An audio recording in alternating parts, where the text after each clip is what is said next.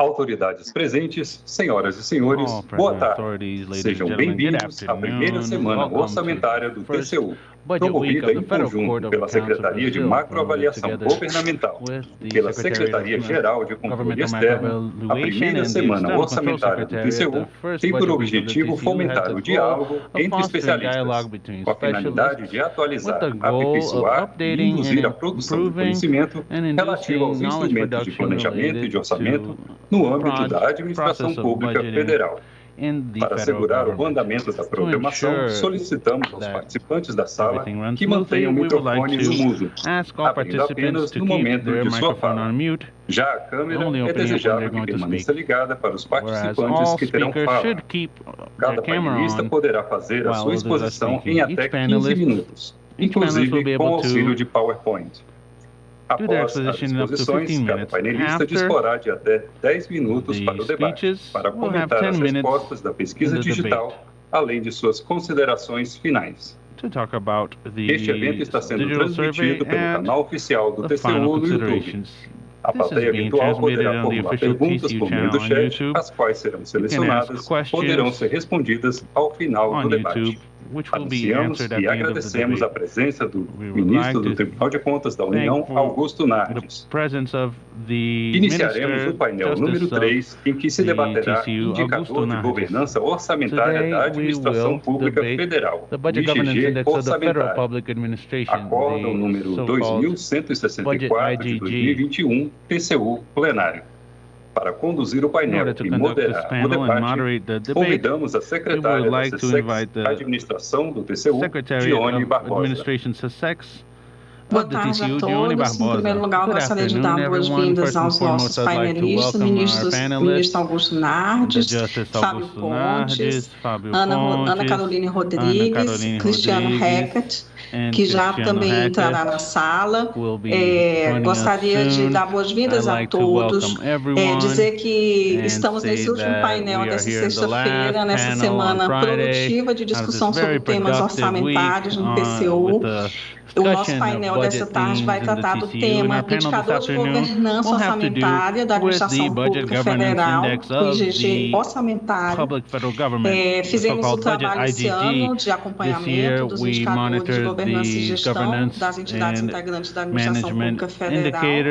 E esse ano trabalhamos esse tema por meio de 6 perfis, os perfis que já fazíamos levantamento anteriormente relative to the integrated governance profile, governance and management, personnel governance, security and IT, human resources, and this year we also had a survey on budget governance, which will be the theme of this panel. I'd like to invite all of the panelists to pay attention to time, and I'd like to ask you for the authorization to help you. You each have 15 minutes, so I'd like to apologize beforehand and also ask for the permission to warn you when your time is close to being finished so that we can conduct the work in a very tranquil manner, so that after that we can talk about we will answer questions from the free tribune. I'd like to ask all the panelists to stay in the final tribune, the final conversation from 3 to 5. Here we have Alessandro from Semagi. I'd like to congratulate everyone at the TCU for organizing this event, which has been so efficient, which happened throughout the whole week. And to start the debate on this theme, I'd like to open the floor to our Justice Augusto Nardes, who is an enthusiast of this theme and who's going to bring a little bit of his experience from his life experience in promoting the issue of governance. Justice Nardes, you have the floor. Thank you, Gianni. It's a pleasure to be with you, with Ana, with Fabio, with this wonderful team from the TCU, who has established a guiding light in the terms of governance for Brazil. We are very proud of the fact that we are seeing results I'm in the state of Ceará. I came here in order to participate in a forum in the implementation of governance with the Brazil Governance Network, and together with some TCU auditors who are also invited to speak here. It started yesterday, an event together with the Legislative Assembly of the state. The whole state of Ceará is participating, and took advantage of this time to visit the Federal University of Ceará. And the good news, Johnny, is that since I'm doing an audit to see how governance is advancing, I spent all morning. I reached the university at 8 and left around 12. And what I heard through the visits that I made at the university is that really the governance numbers at the university are improving. And what I thought was really great is that when we started this project around 2012, 2013 to be implemented in the TCU, when we defined that governance would be a central theme, and we started talking about governance, initially personnel governance, and then acquisitions governance, and then IT governance, and now we have financial budget governance. So we were able to see that the university in and of itself had created a whole structure which I did not expect to find, and I was very happy when I saw it due to the fantastic evolution that the university has carried out. And today they have all of the governance tools that we have been recommending here in the state of Ceará. I've probably been all over all the states of Brazil at least twice recommending this wonderful work that our wonderful team does from our technical staff. Recently, we reported the governance indicators, the personnel governance indicators, the IT governance, financial governance, and we did this through Minister Bruno Dantas, and we saw the positive evolution. And in relation to budget issues, I can say that the numbers, especially the last few that we have, show an advancement which is very interesting and which is very favorable, because the initial indicators were always at the level of around 50 to 60%, and now I see that we have some governance, budget governance indexes of Brazil. We started at 24%. That is, the intermediary was 25%, and 51% has been enhanced. So there was a 50% improvement. So the yellow and green, which are the intermediaries, and the initial one, which is the red, I see that there's a posture of managers in the country in order to really monitor all of the different areas with these 5 indicators. We have over 370 institutions that we follow up with all over Brazil, and these numbers come from this capacity of the TCU, since it is a normatizing institution. They are preventatively influencing these institutions, not only punishing people. So the fact that we changed our approach and we left the comfort zone of working, and now we started working in a preventative manner, that has really changed the way that Brazilian institutions work. That's why we are monitoring these indicators both on the budget sector and the personnel area, the IT area, organizational governance. So what I saw yesterday when I visited the University of Ceará is that they have a budget governance, but they also have an organizational governance, which is very well made. In this audit, we were able to show, I think that next week I'll be going to Manaus to look at the University of Manaus. I also want to go to Rio to visit the main universities in the country. I'm going to Belo Horizonte, as well as to other states in the Northeast. We are really happy with the job that we're doing. as the technical staff of the TCU, because when we created these indicators, we have the conditions of making a comparison and measure what's happening all over Brazil, and this wasn't possible before.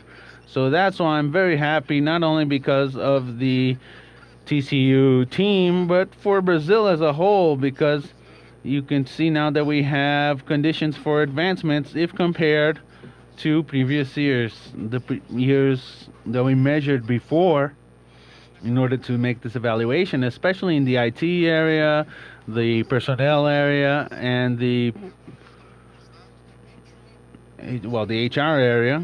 They were at 17 and now we're at 21. So we're getting very favorable numbers, and this shows us that the thesis that we're defending will give us the conditions to make predictions for a change in national policies. We got to stop having these so-called turkey flights, short flights. We must fly like eagles. We look at a country with eagle eyes, and we got to think of what will be like as a nation in 2030, 2040, and we must awaken this all over the country. And that's why I'm happy with the numbers that I've found walking around Brazil, that they're following a guidance, all this preventative work which the court has been undertaking ever since 2012, 2013.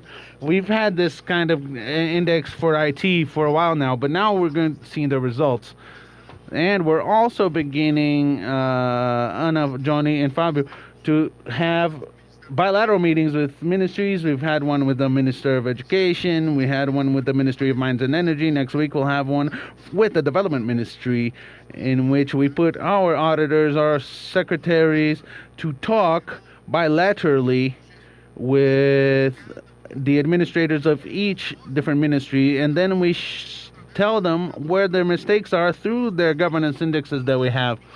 With this, the ministries already know where certain mistakes can be made, and with this work with indicators gives us a maturity to the governance of each sector, and we can carry out analyses. And with this analysis and this discussion and this exchange of information, this dialogue between the auditor, the secretary, the public administrator, we can anticipate eventual mistakes.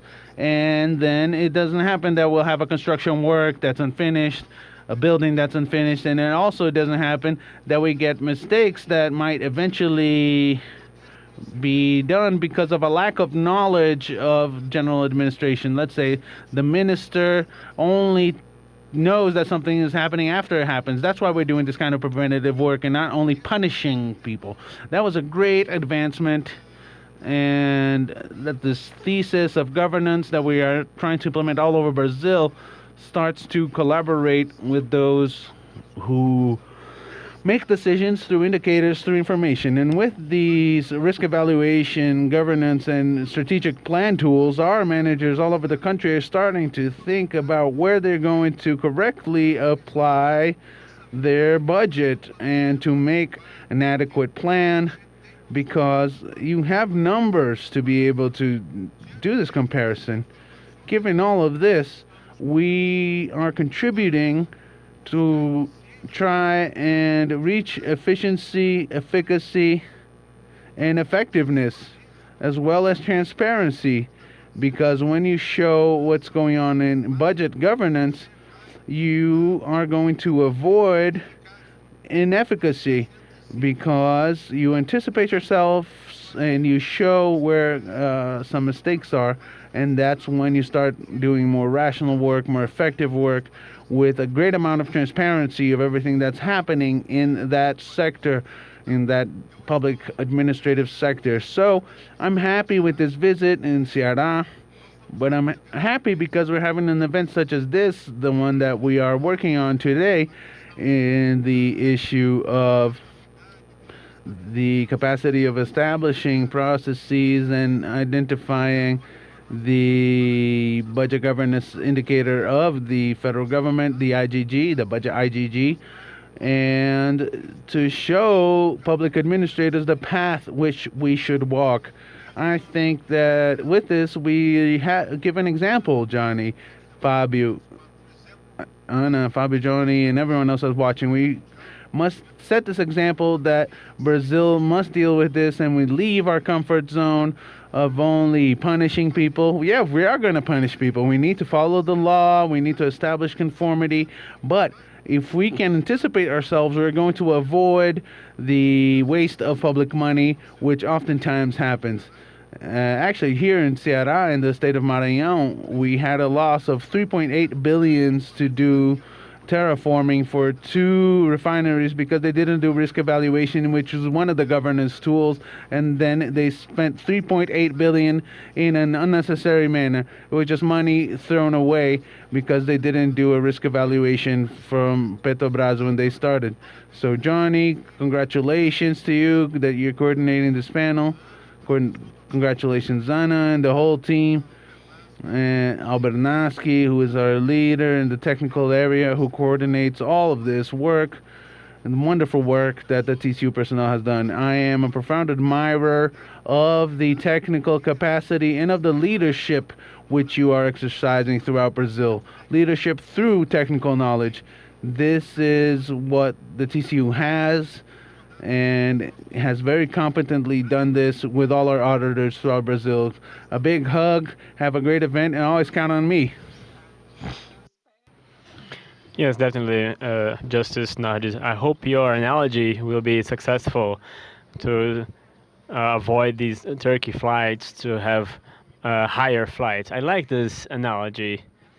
It will hopefully help the organizations to have higher flights. And you are invited to stay with us. I know your agenda is quite full, but you are welcome to stay with us up to the end of our panel. Your participation is really welcome. Thank you. Thank you so much. Now I hand the floor to Ana Carolina de Souza Rodrigues. She will speak to us about the topics that the so-called budget IGG collected from the sectors that participated in our study. Thank you, Johnny. Can you hear me well? Good afternoon to all of you. I'd like to greet Justice Nardes, Cristiano, you, Johnny, Fabio, all the participants, and also the audience on YouTube. I'm going to share a presentation with you with the results of our study, and then I can continue my explanation. Can you see it there? Excellent. Just a second, please.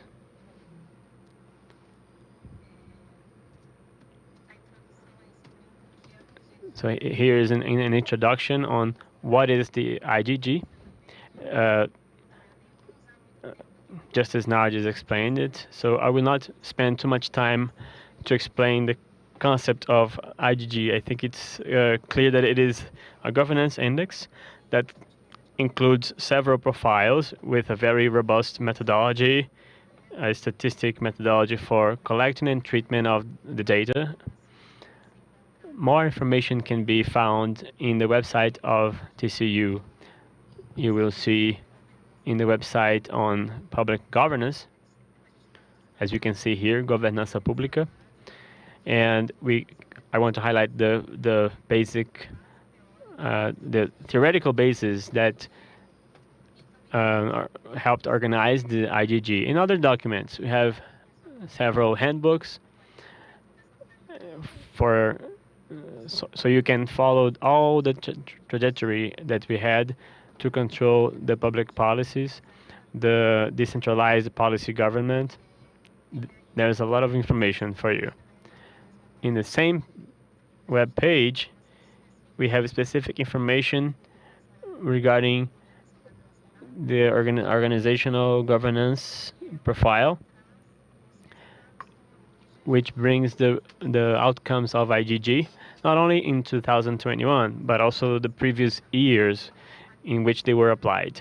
I'd like to highlight some of the objectives of IGG. They're not very exhaustive. They are just examples, such as the improvement of the management of risks and internal controls of federal administration. Something that was included recently in the budget IGG, the improvement of the organizational public organizational processes.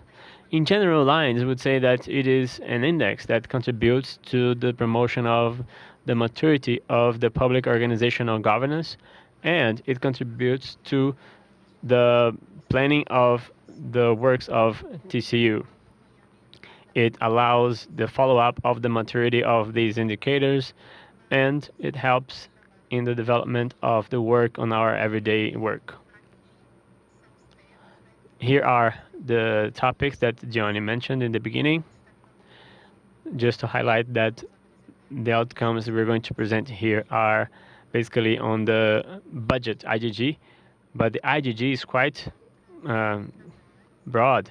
It encompasses other areas.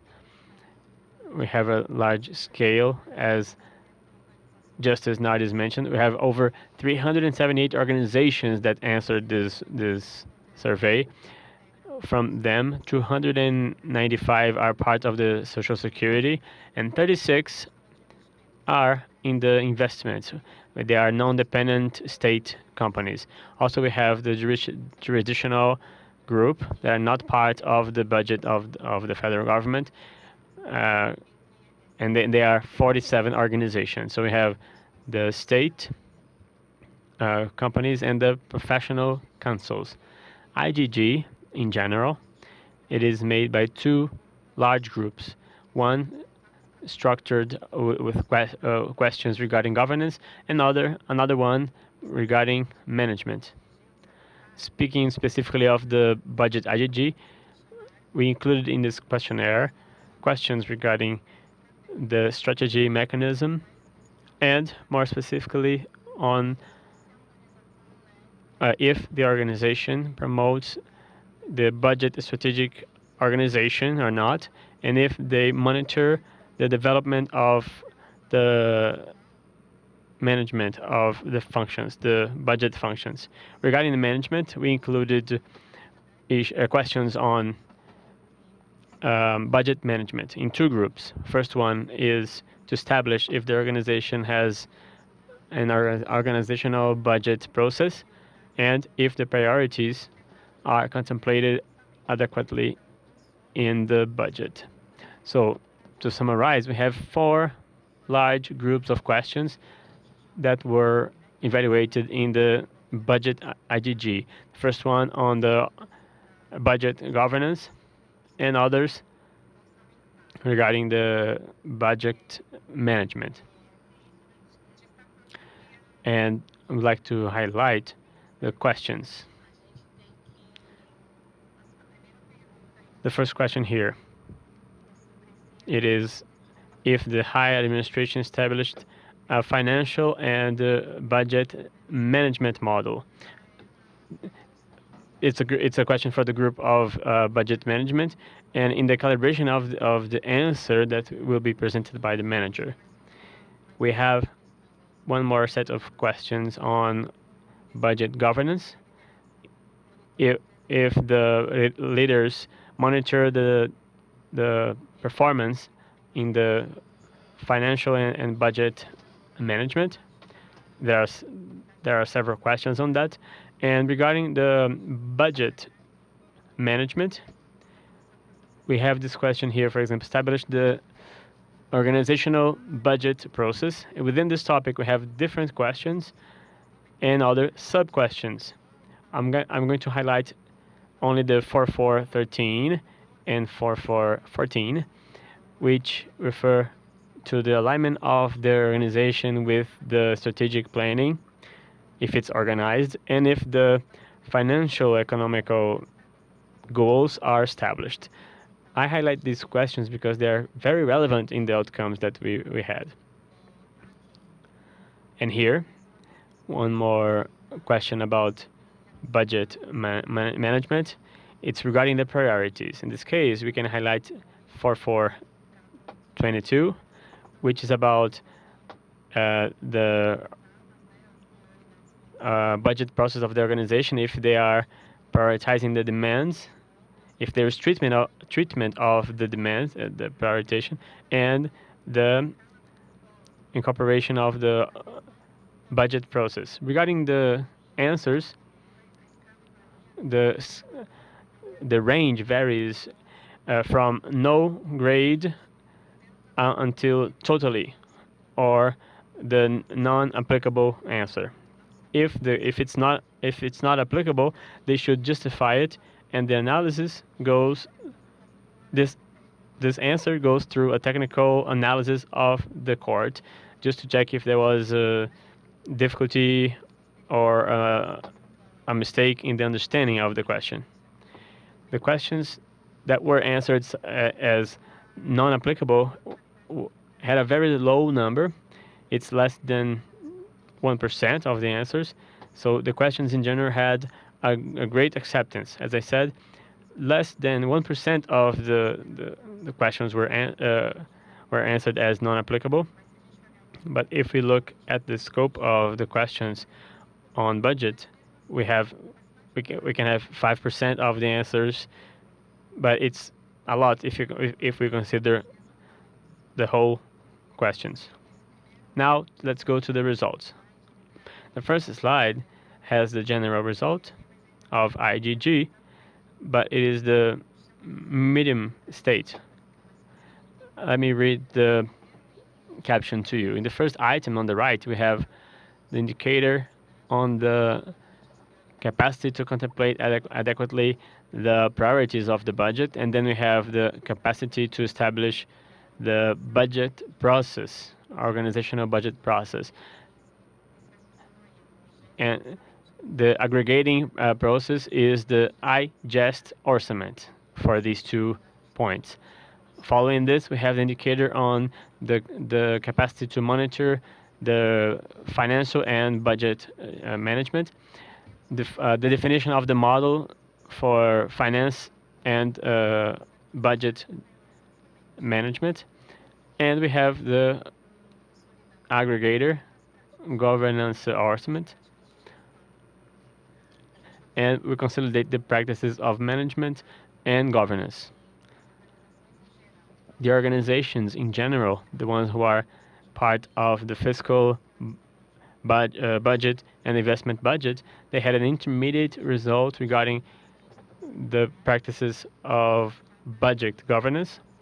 And we can highlight that the performance regarding the indicators of governance, represented in orange, it was above the performance of the budget management practices. This information also is present in another graph that we have, which is this one here. On the right, we have this graph is a frequency graph. On the right, you can see the representation of the budget management, and in the middle we have the budget governance, and on the left is the mix of both results. With only 70% of the organizations were considered in an improved state regarding the budget management, and 56% were in an improved state regarding governance. So it was interesting because in the first day of the budget week, in the panel regarding credibility, there was a mention on the profusion of budget rules, but not necessarily these rules would reflect the public deliverables, the deliverables of public policies. And in these graphs, we can see that there is a disconnection between the governance and the management of the budget. For some reason, the governance practices, the guidelines are not reflected in the budget management. Just to highlight some of the results more specifically regarding these practices, I have some of them, and they may bring reflections, and also they are a reflection of what we have debated throughout this week. We can see that the IGG confirms many of the works that TCU has done. In some of them smaller or more restricted in certain areas of the government, and it brings the possibility, once we could analyze many organizations simultaneously. So as a first thing to be highlighted, we have a reduced percentage of 39% only of the organizations. Now we're considering all of them in an improved stage of capacity regarding the organization and the alignment of the budget with their organizational strategy and planning. 73% of the organizations declare to be in an initial stage of capacity in defining the financial economic goals. It doesn't have to be direct, it can be indirect as we improve the mechanisms of efficiency in the administration. Only 13% of the people who responded are considered in an advanced stage in contemplating adequately the priorities of the government, and 61% in an initial stage. 26% are in an intermediate stage. So it reflects what we have seen recurrently in the formal opinions of the presidential accounts, looking at the goals of the budget guidelines law and appropriation bill. There's a recommendation for the improvement of these priorities and these goals. So it's really in line with the priorities, and it is reflected in the macro, or the macro reflecting the micro. And lastly, we have 75% of the organizations are in an initial stage of capacity regarding the incorporation in their budget process, in the assessment of public policies executed by the organization, or with their participation. In this point, we saw that throughout this week, we saw very frequently the low culture of assessment. And IGG shows that, it confirms this, and it shows that there is a lack of understanding from the people who responded regarding public policies. On this aspect, I call attention to the reference of public policies that we launched last year at TCU, with a broad concept of public policies, considering not only the final public policies, but the ones that are inherent to the organization, such as reference to programs of management, reference to management programs, and also organizational competence, institutional organization. For example, if an organization belongs to the judiciary branch, it has institutional mission, and it could be included in this concept, the concept of public policies. So this is it for now. I'm going to end my presentation here. Thank you so much, Ana Caroline. And these are very important reflections and thoughts that I'm sure will be commented on in the question, this issue of the alignment, strategic alignment of the budget, financial economy, the aspect of efficiency, all the priorities. When everything is a priority, nothing is a priority. We know this.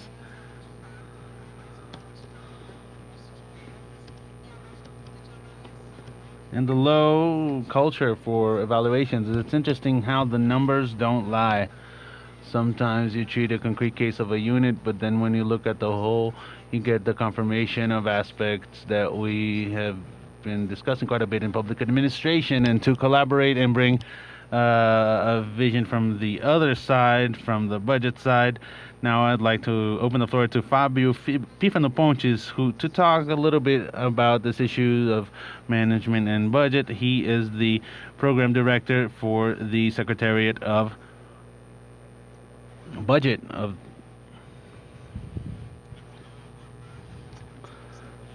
Good afternoon to all the participants of the table, Augusto Nardes, Ana Caroline, Cristiano Hackett, and to you, Gianni, to all the other participants of the event as well. I'd like to say that it's an honor to be a part of this panel in such a high-level event. First and foremost, I'd like to really just to congratulate you for such an important work for governmental management. The construction and the compilation of the IGG is another initiative in this sense. I would also like to highlight that making a profile for governance in all the institutions and entities that are part of public administration and its compilation based on an index, not only does it lead to enough possibility for self-reflection on all the institution about the current status of their organizations in relation to governance and management, but it also provides a map that serves as a reference for the improvement of these institutions.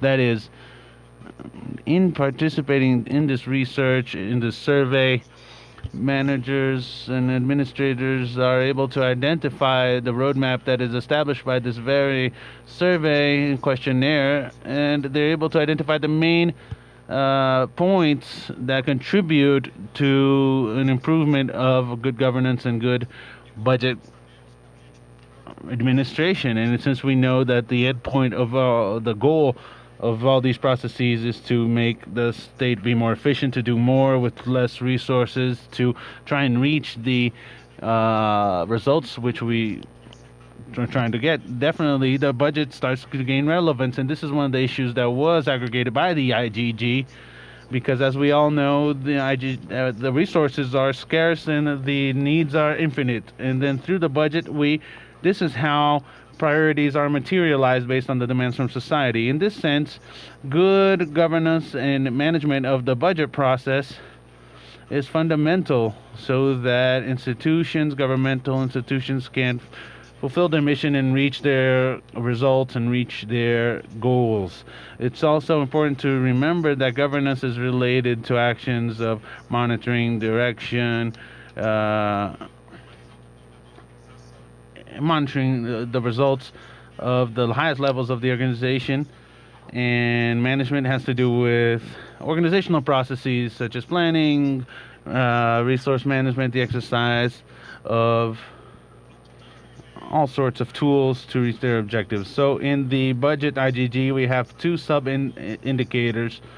We have, and then repeating what has already been mentioned, and I think it's already been mentioned, but I need to organize the discussion on the main points that will be dealt with, but in a very quick way. The governance index, it encompasses a model of a financial and budget model through which we establish guidelines and establish roles and responsibilities, define goals, indicators related to budget management, to the whole process of administration of management. This model encompasses the way in which we monitor the performance of this budget and planning area, be it through the adoption of monitoring routines for the performance of these areas of the budget and financial management process, as well as monitoring whether certain goals that were previously established were reached. So we have two big lines in budget management. The first line has to do with how the institution's budget is organized and its level of maturity, and the second line has to do with the treatment that's given to priorities in the budget and organizational process. So the first line that has to do with the organization of the institution's budget process has to do with the existence of the work process with steps, with activities, mapping of the actors and stakeholders with their responsibilities, deadlines. So it's the organization of the process in and of itself. It is the basis of the process in and of itself. And certain indicators for budget management are used if there's a predictability between the organization of indicators for management of the institution and vice versa, the expenditure efficiency, goals for reduction of expenditures, and if there's a previous measurement of budget resources that are needed to fulfill an institutional mission and to reach the goals of a given institution. Line 2 that has to do with priorities in the organizational budget process. It is related to the existence, in fact, of a systematic process of identification and mapping of priorities that are defined by the PPPA, by the pluriannual plan, and in the LDO, the budget allocation law, strategic plans of each government and institution, long-term plans, and all other control institution mechanisms, among others. How are these indicators effectively treated? Is there a map that allows priorities to be identified when whether they've been met or not? Is this available to be seen by the managers of each institution? Is there a mapping of the formal justification of unmet goals? Is there an evaluation of the impact of parliamentary Congress amendments in the institution, because these Congress amendments have been getting more and more relevance? If there are certain actions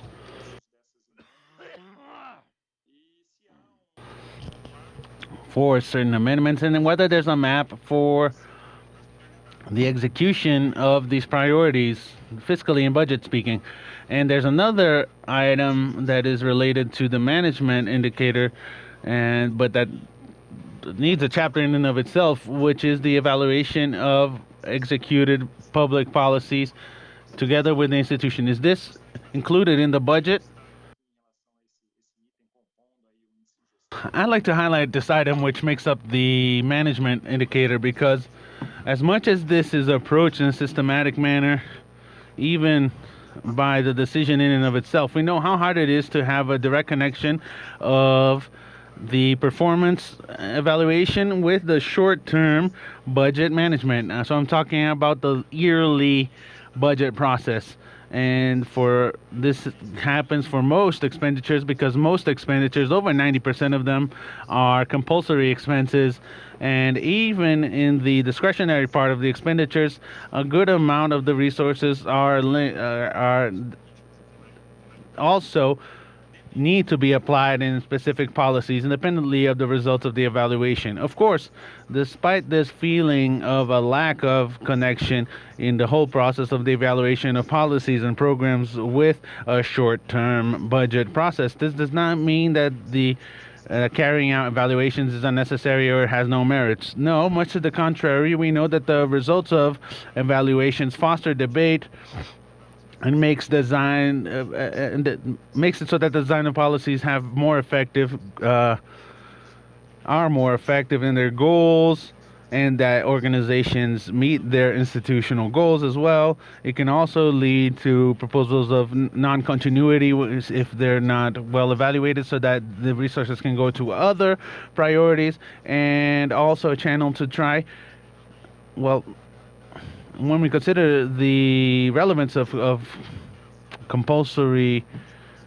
expenditures, oftentimes we need to change laws, which are this huge part of compulsory expenses. And as much as this has an impact on the budget, this happens oftentimes. Any changes happen when changes to the legislation and not in the budget, in the yearly budget process in and of itself. Of course, there are repercussions in the budget process, and it's desirable that institutions that want to reach better results and to improve their programs which they implement or implement new policies, they need to seek in their evaluations a basis for changes in the legislation.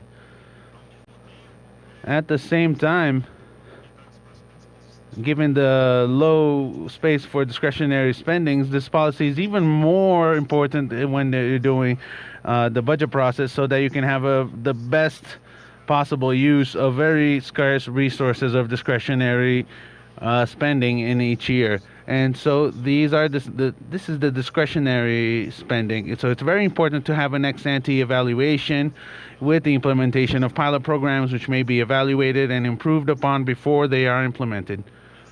In this sense, we do record a few advances in the last few years with ex-ante and ex-post evaluations of public policies, the constitution of the Public Policy Monitoring and Evaluation Committee, the SMES for policies and subsidies, and SEMAGI for direct expenditures, both in the TCU. And these committees and the SEMAGI, they evaluate not only the selected public policies, but they also monitor the implementation of changes in these policies.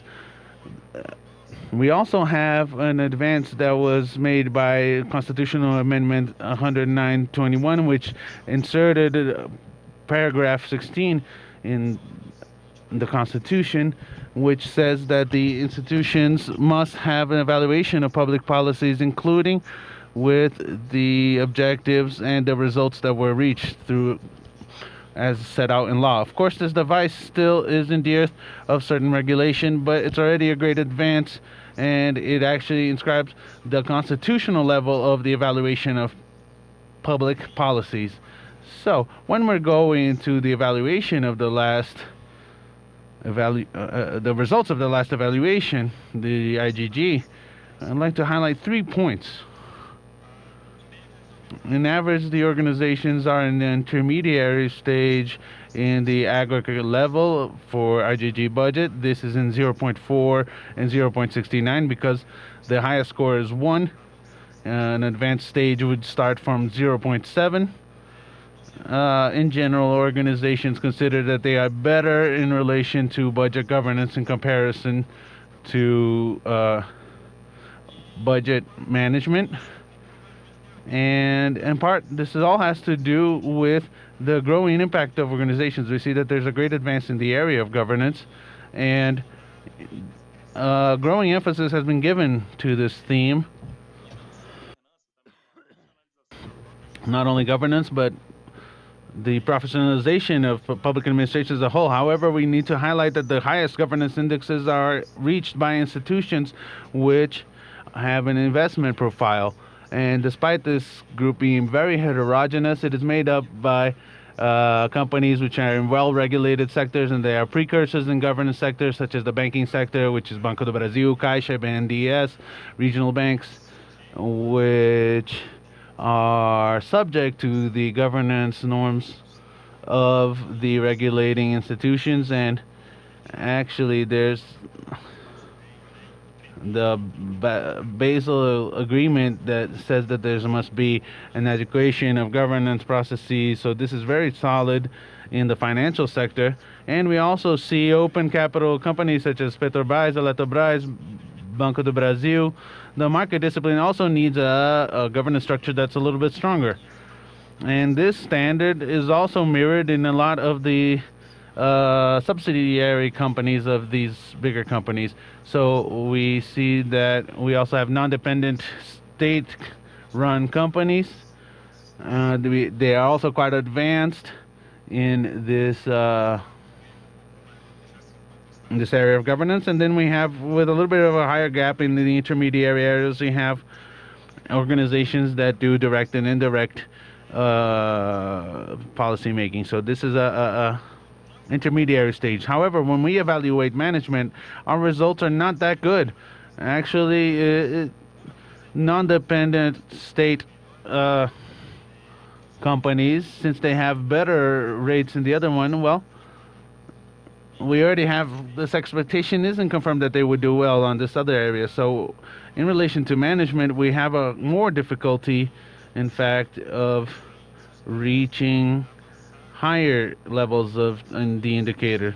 And this is translated into the practical results, because We can even have a parallel with fiscal and budget governance as a whole. And what we see in Brazil is that we see Brazil in a good process. We have a structured budget process, a formalized budget process, even on a constitutional level. We have a central planning institution. We have a responsibility law that gives us judicial mechanisms, correction mechanisms. We have a spending limit with Constitutional Amendment 95. We have a acting Court of Accounts that was recent. But we do have a hard time with fiscal and budget management. And then,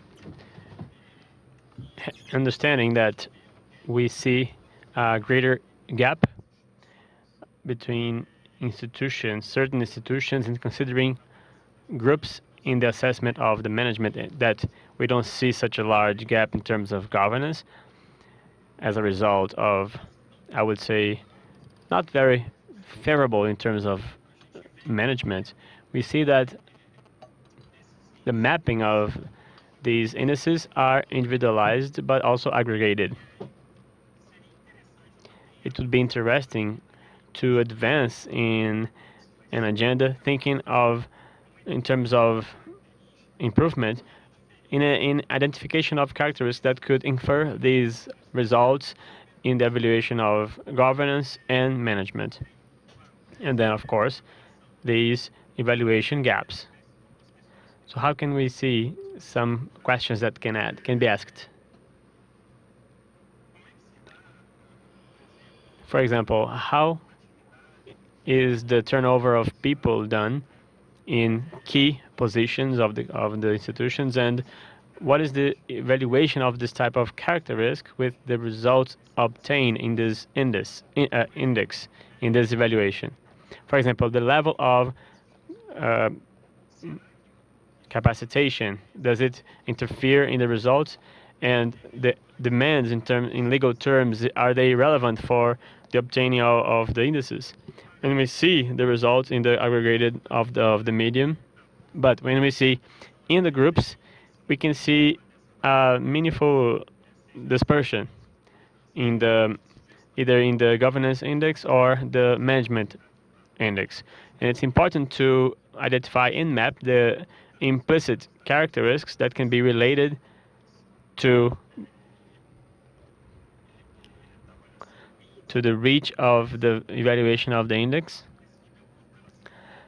and what is a correlation to identify action plans and identify improvements with a focus on the institutions trying to improve the levels of governance and management.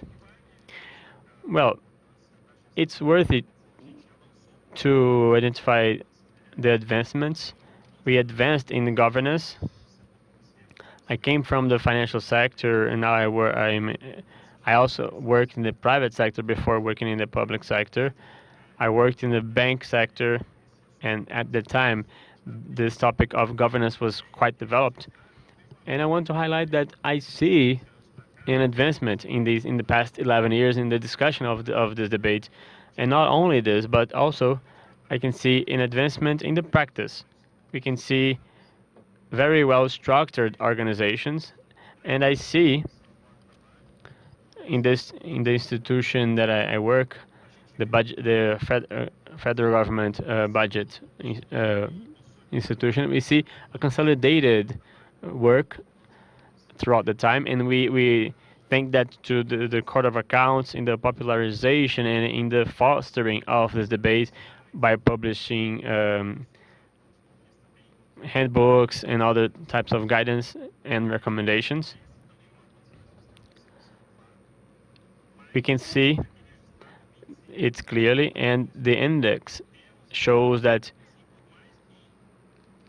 the more we have had governance advancements, they're very relevant advancements, it seems that they are connected to management. So we have to advance in management, and we can have a better success in achieving the results. not only in the level of the institution, but also in the governmental level. So these are the comments that I have to make.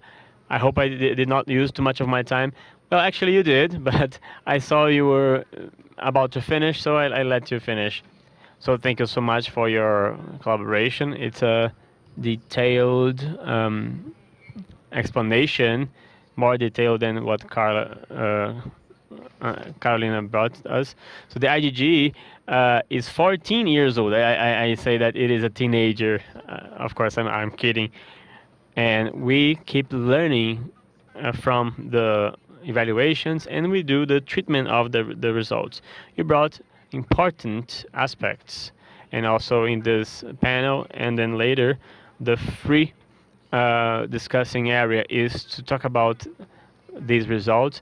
The work is the opportunity of the process of exchange of ideas and alignment that it provides to us. So you brought important aspects, and it's going to be very well used in our free discussion group. Now, just to finish our panel, I'm going to hand the floor to Cristiano Hacker. I say that he would be the one that could take over this management, the IgG. So because we have to keep changing the leadership in order to appropriate of this management, we foster the management, but the property of the public manager is where they need to have this privileged seat.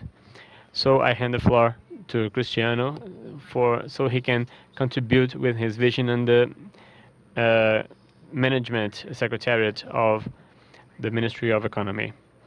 Thank you, Johnny. Thank you for inviting me to participate in this panel, in this event. I'd like to congratulate TCU for carrying out this first budget week and for carry out the whole process of IgG for 14 years, as you mentioned, with different consequences that it brings, different results.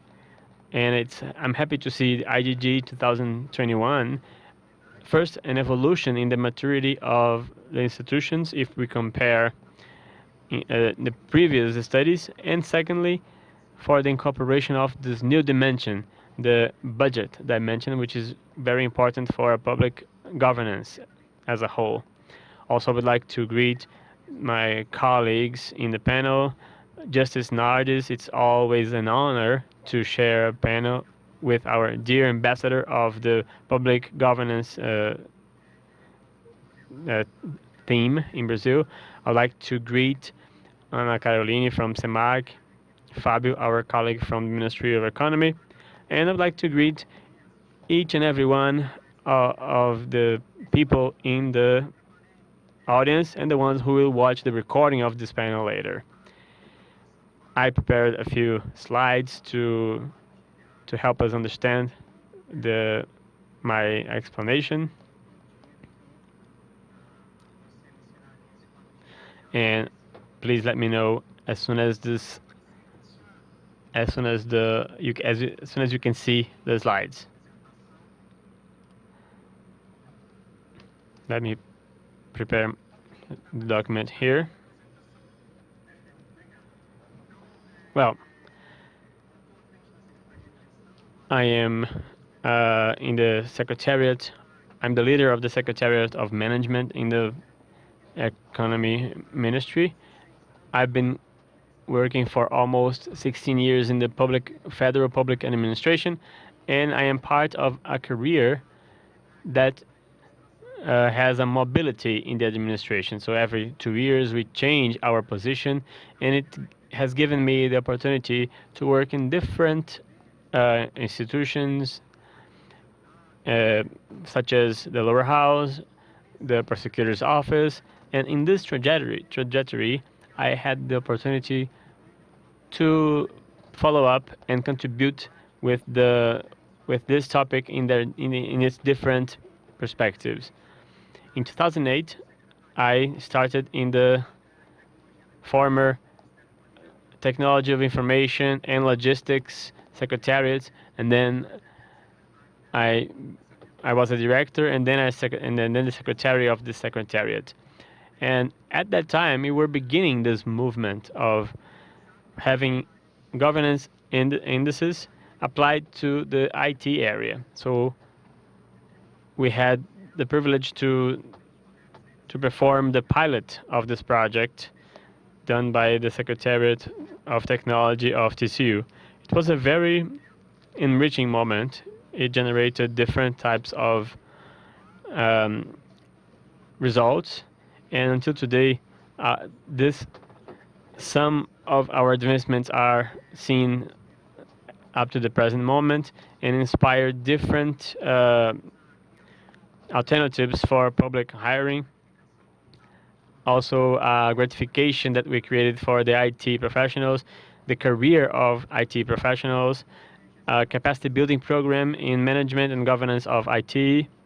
They trained thousands of civil servants with a very robust material for the management of IT.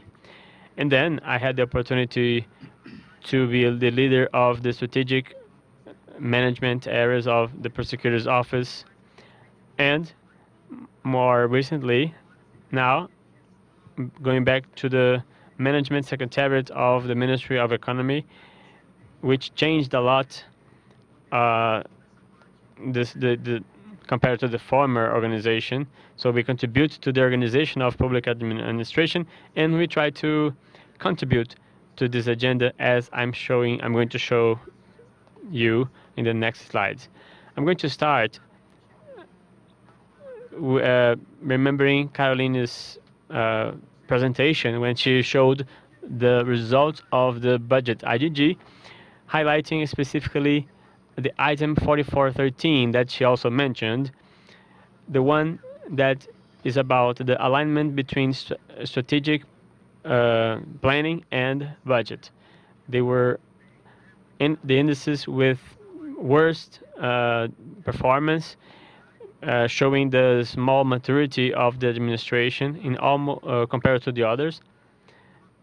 And the report concludes that there is still a reduced percentage of institutions in the advanced capacity level in the administrative aspect.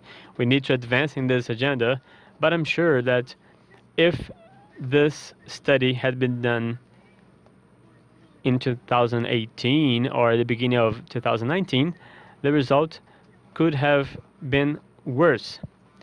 From that date until today, we have taken measures that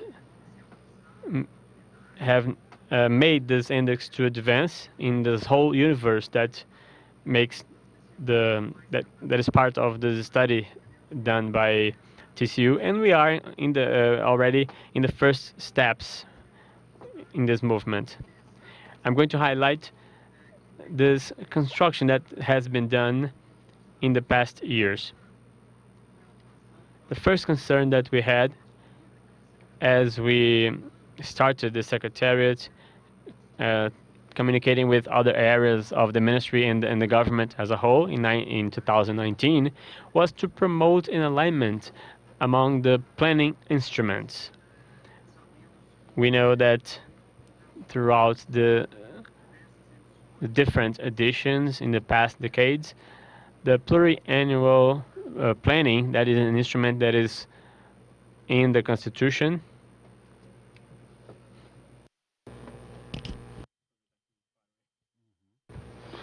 Translation apologizes, but we are not receiving the audio. So its strategic character has made it more and more operational piece, and what we saw in the process of the construction of the last PPAs was a concern of various government institutions in making all of their initiatives fit inside the PPA, and this led us to having PPAs with over 3,000 prioritized actions. And as you well said, Johnny, if everything is a priority, nothing is a priority. The specialized literature teaches us that very well.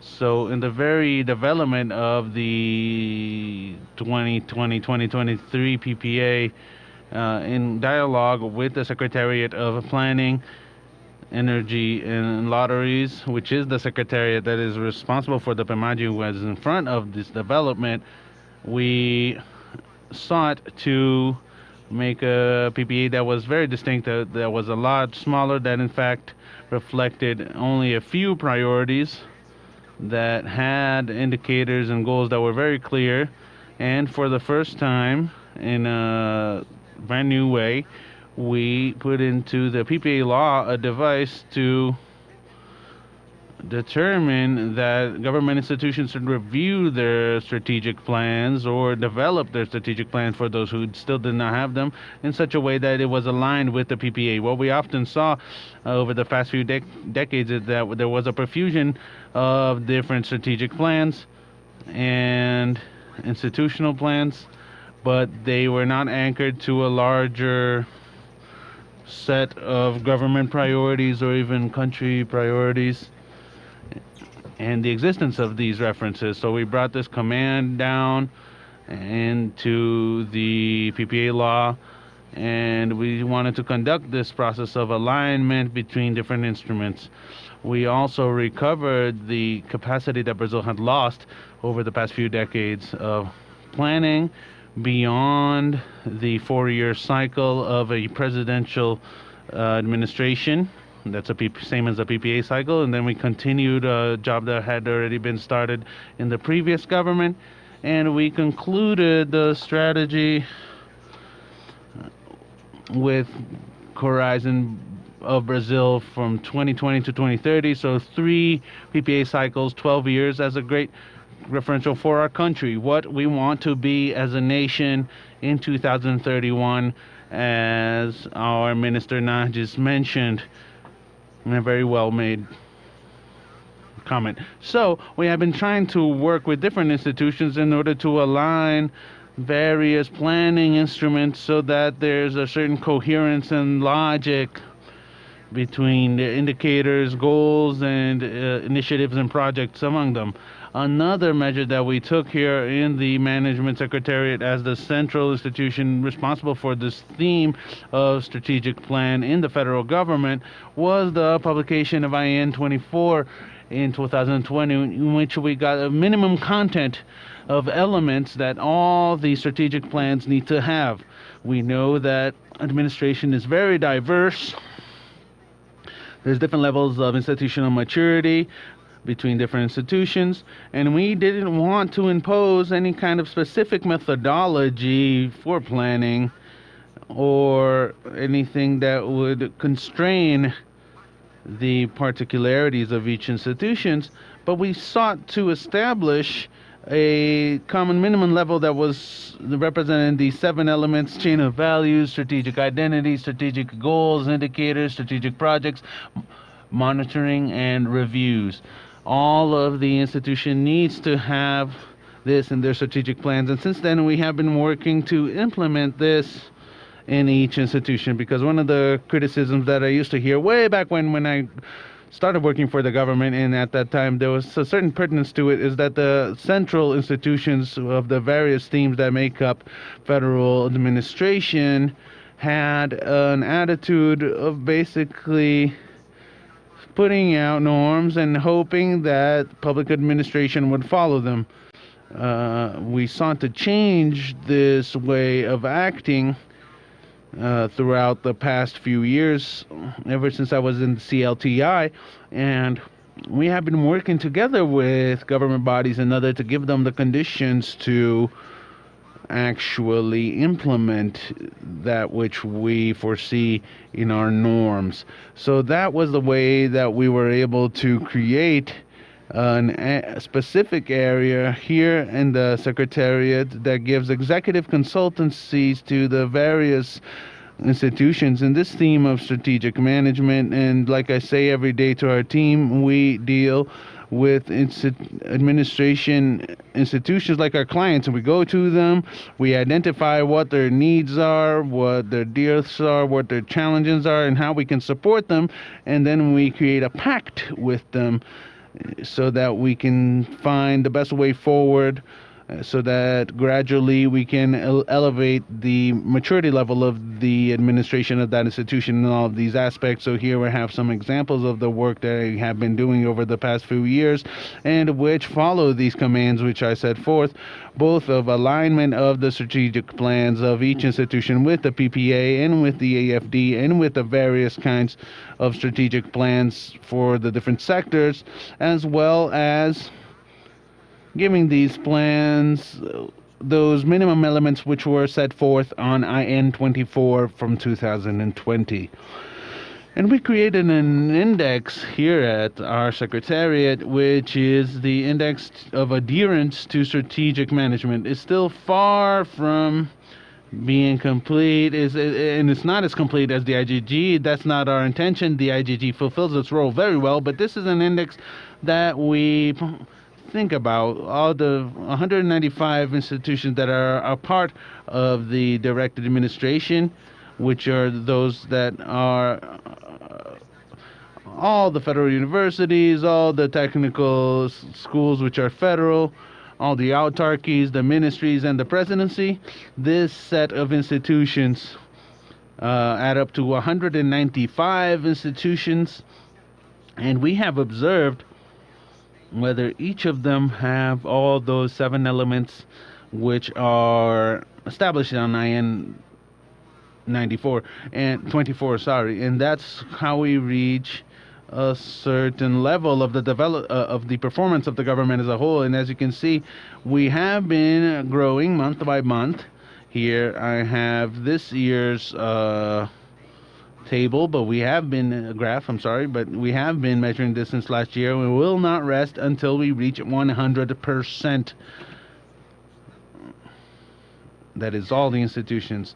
Finally, I'd like to call attention to another element which we incorporated based on another competence of the Management Secretariat, which is being the central institution of the system which takes care of all of the public logistics and which enters dialogue and is complemented by this discussion that we are having here of alignment between strategy and budget.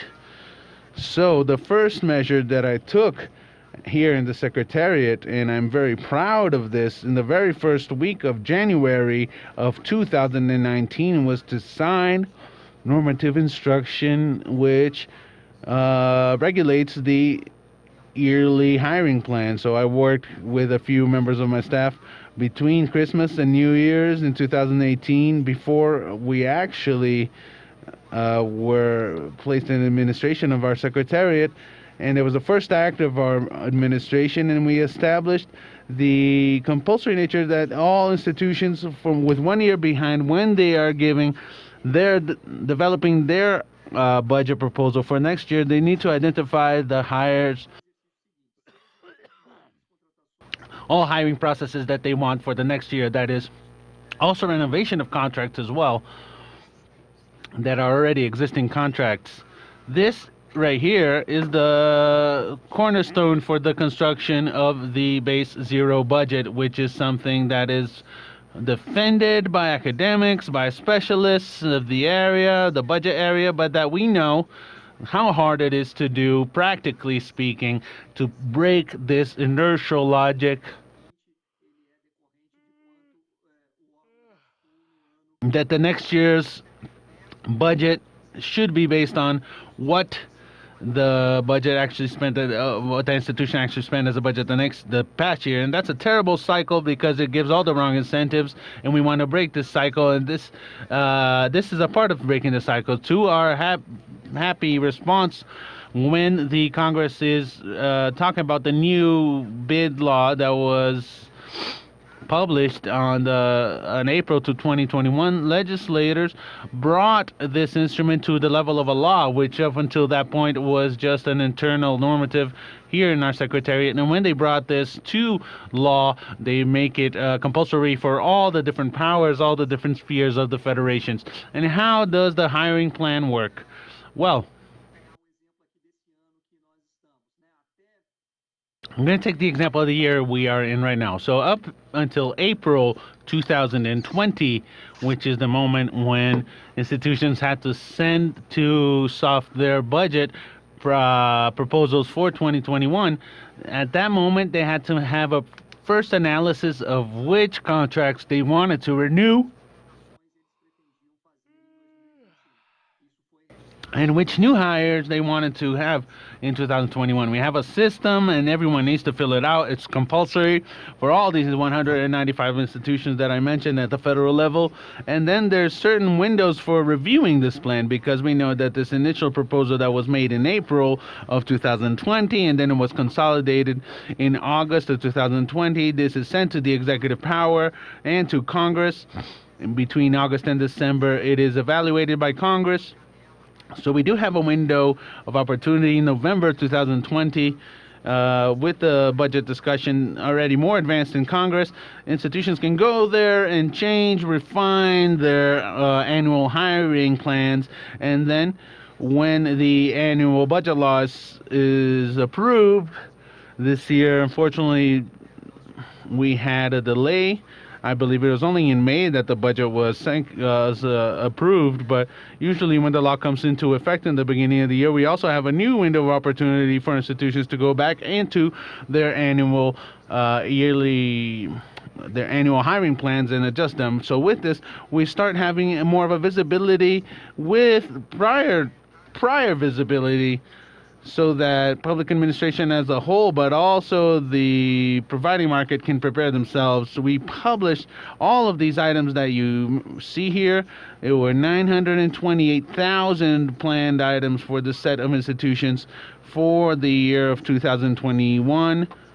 This is the hiring plan that is being executed right now. So we're talking about 41,000 contract renovations and 186 new hires, and all of this is being provided by our purchases panel so that sellers can participate in all of these bids, providers can participate in all these bids, and this is the main input for the work of our purchase central here at the Management Secretariat, the Ministry of the Economy, that looks in these items with more transversality that a larger amount of institutions want to buy, and which also would have a larger financial impact on the whole, so that we can centralize these contracts, and with this we can gain in scale and spend less. So we have, for instance, a contract that was made this year that encompassed the 560 purchasing units all over Brazil. That is, it was 560 different bidding processes that ended up not being done,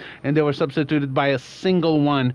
And the gain here is just phenomenal, how much we have won with this process. And I also want to highlight another instrument of ours, which is the cost panel, in which we monitor 23 items from public administration, federal public administration, those recurring administrative expenses such as electricity, internet, water, travel. And I think this spending panel is the very basis so that we can advance into this other item, in which we observed a low level of maturity for the institutions up until then, which was the establishment of goals to reduce financial expenses. I'd like to thank you all once again for this invitation. We have the opportunity to be here with you. I would like to apologize because of other agendas. I won't be able to stay here for the Free Tribune, but I am here with Gustavo Neri, who is the general coordinator for administrative. Well, he's responsible for everything that I've mentioned here. He will participate in the Free Tribune debating with all of you. All right, thank you very much. I'd like to wish you a great continuation of your event. Thank you so much, Cristiano. As auditors, they always look for evidence. Well, this week, coincidentally, I went to a CR forum and I had the opportunity to watch the Ministry of Cities initiative in relation to their planning. So I'm bringing a little bit of evidence of what you just mentioned in relation to the effort for SEGES to try and align strategic plans of all the other government institutions. So, thank you so much for your participation. Thank you, Ana Carolina, Fábio Pontes, Minister Nardes. I would now like to finish the panel, and I'd like to invite you all who want to continue with us on this link to work in the Free Tribune. Right after this, we're going to have a quick interval, and then after that, we will continue this discussion, which I think is very, very fruitful, so that we can align and refine the budget IGG. Thank you so much, everyone. And now I'd like to open the floor to the ceremony, Master of Ceremonies.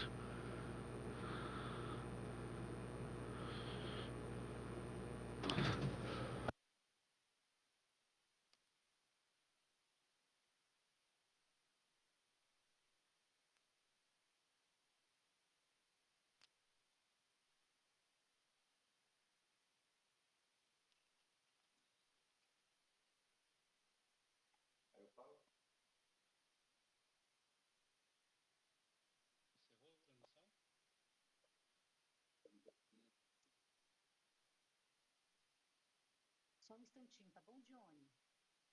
Ok.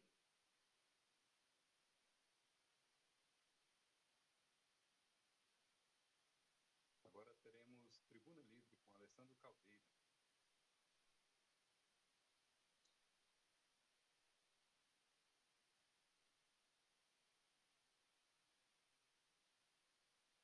Alessandro.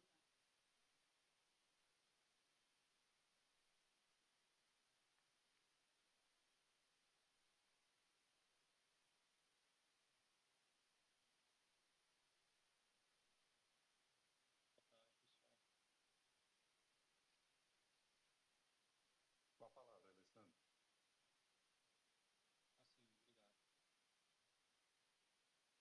obrigado. Bom, quero dar uma boa tarde a todos, cumprimentar todos presentes nessa tribuna que se inicia. A gente acabou de assistir um painel com apresentados vários aspectos, né, sobre a governança orçamentária, governança como um todo, né, dos órgãos da administração pública. Essa tribuna, ela tem o objetivo justamente de abrir a palavra para os gestores, né? Então, por parte do tribunal, nosso objetivo aqui é mais ouvir, justamente, sobre dificuldades com relação dos gestores enfrentam no dia a dia, né, para colocar em prática, né, esses mecanismos de governança preceituados, né, por todos esses documentos e legislações citadas.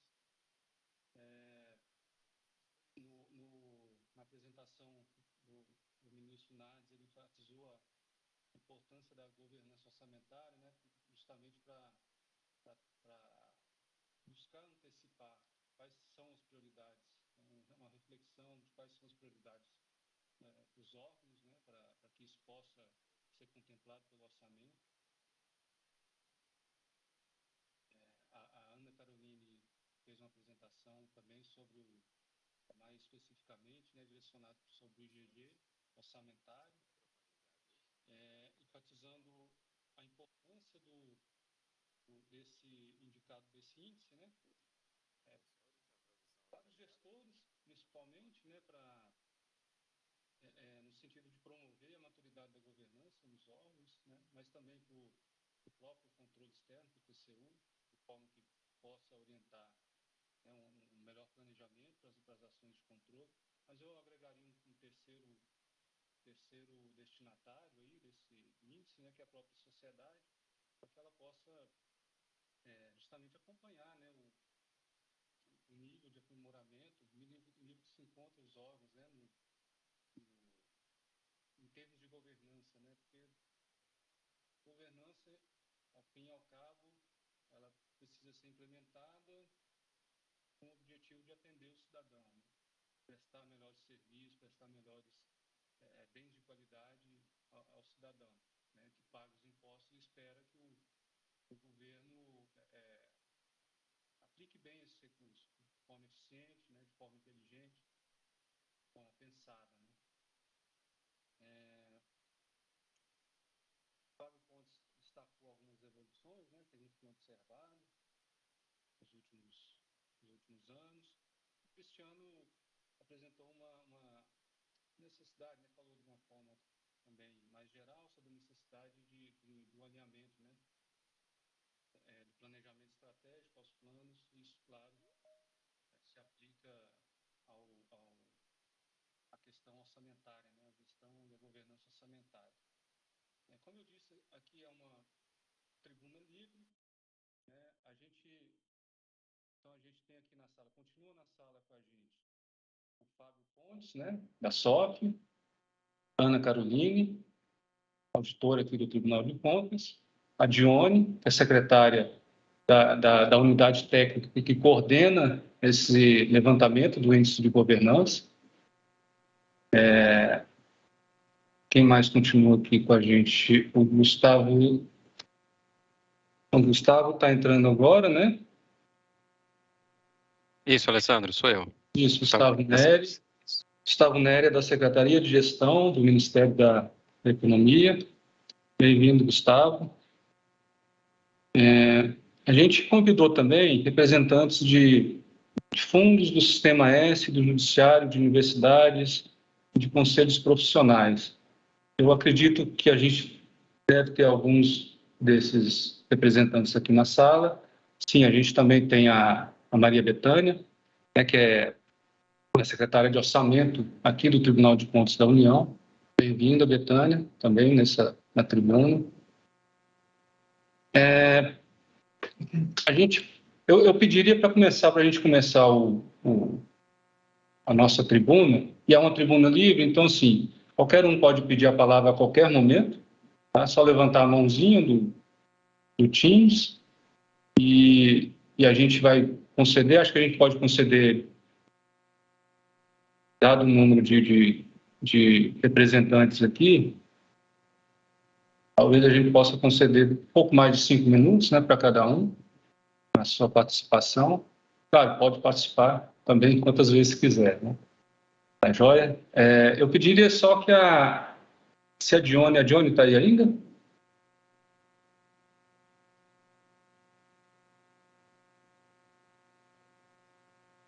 Acho que não, né? Tá bom, ela voltando, ela pode dar um... A Dione está, ela saiu. Ela estava até ainda agora. Agora entrou. Dione, você pode falar um pouquinho sobre um pouco do histórico desse levantamento do IGG? Posso. O que eu vou falar um histórico de forma, digamos assim, eu também sou nova nessa secção de administração, é o histórico que eu conheço, né? Tem pessoas que têm muito mais propriedade aí para falar. Mas ele começou na parte de tecnologia da informação, né? E sempre voltado para boas práticas, né, de gestão. Então, os perfis diferenciados foram sendo construídos para a área de compras, pessoas, para a parte de gestão e governança pública mesmo, e é dado um tratamento estatístico às questões levantadas para a gente ter o índice geral. E sempre é muito importante que as unidades que têm as unidades jurisdicionadas, que tiveram seus indicadores medidos, que abra para essa escuta e essa conversa em relação ao que foi identificado de boas práticas ou não, e a esses resultados, para ir refinando os entendimentos, porque sempre a cada rodada esse refinamento é realizado em relação ao que é medido. E o que a gente tem de mais robusto hoje dentro, tanto do manual quanto do levantamento que é feito nos questionários, já são exemplos dessas práticas, para que os órgãos se inspirem e os órgãos tenham uma ideia do que nós estamos falando, né?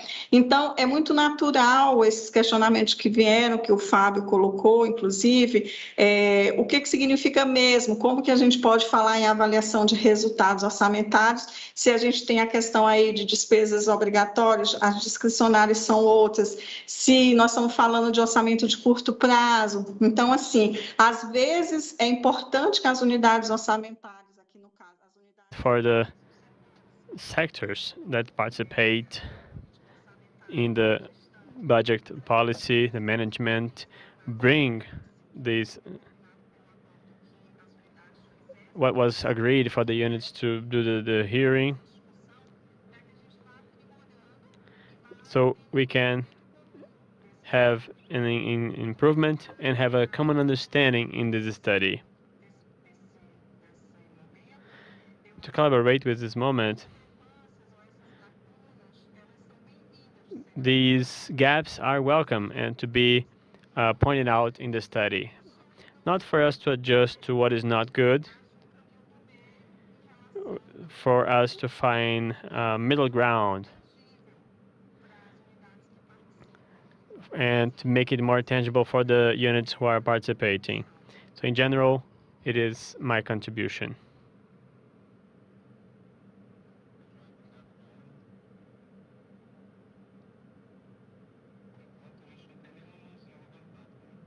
For now, we have only one hand raised. So I'm going to hand the floor to the ones who have the video open. And if you haven't spoken yet, Maria Bethânia. Okay, I almost closed the video. When I was called to participate, I read the report and I found it really fantastic. They make us reflect and think. I came from external control, so I always had the perspective of the auditor, and now I have the perspective of the manager. I read the report and I thought of the establishment of economy and financial matters. So when I talk about the capacity to contemplate adequately the capacities, and I said, oh my God, and then I turn on all my alerts, thinking of what I could improve. And I found this week, this budget week, very good, and it enriched my work, and it opened my vision. I only had that vision of the auditor who checks what's going on, and then after that I understood that I had to be more accurate. And then the report gives us the impression that gives the understanding that I have a plan to follow. And I have seen in this management the concern to think of the Court of Accounts in a bigger vision. And then we were thinking if we would go back to the in-person work, if everybody comes back to work in person, the expenses will be higher. And one of the difficulties that we had when we build the budget, it was, what about next year? Will people be here in the offices or not? Do I have to invest in technology or not? So these are the questions that we need to think when we do the strategic planning. We think of the public policies, and sometimes we get a little lost. We don't see ourselves in this role, but we start thinking on how to make these things to work and think on how we want the court for the future. And we think about 2031, what will be Brazil in this time? And I think, I don't even know about my life in 10 years, so now I have to think of the future of the court. But it's great because now we have to think about this, about how we can do, what we can do to think of the economy. In Brazil, we don't think of how can I have the budget and how am I going to save up. We the poor people think the money that I receive, I have to spend all of it. So we don't have the vision of the economy and the effect that I have in this economy. We have the idea that if I save money, we think next year I'm going to spend this money. So we need to think more intelligently, not only in the Court of Accounts, but also thinking of other institutions to enhance the vision so we can see that the money in general is scarce and we need to start to plan better. We need to think of how to save money. And I see how immature we are and how we can do these things in real life. How can I get out of the world of indicators and apply these things in the real world, in real life? So the information provided in this report will help us understand what we can do in our everyday life and what we can do to measure our expenses. When I think of how I can save up, how I can understand the court, how it's going to be in 2, 3, 5 years, I start thinking on how I can save money in a certain area. We know that in our budget we have a small margin on thinking of how to spend the money, but I can spend better, invest better, and thinking of not only of the court of accounts, but other areas. So we can think of stopping this mentality of just complaining, the mentality of spending all the money, but to think of what kind of tomorrow I want. So I'm not asking you, I'm asking myself many questions and imagining myself on what I can do to improve myself and leave this mechanical mentality and how we can think of all of this a better way.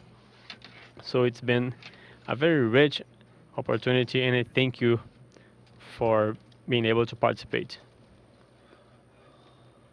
Curioso mesmo a gente pensar em falar em economia de recursos, economia financeira, né? Em tempos em que a gente vê um aumento de despesa discricionária cada vez mais comprimido pela despesa obrigatória no orçamento como um todo. E a gente imaginar que mesmo assim os órgãos vão conseguir planejar metas de economia.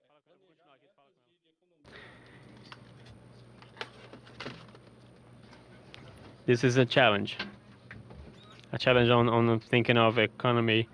Yeah, the mandatory expenses are growing, so we need to think of this goal on what I can do with the money that is left.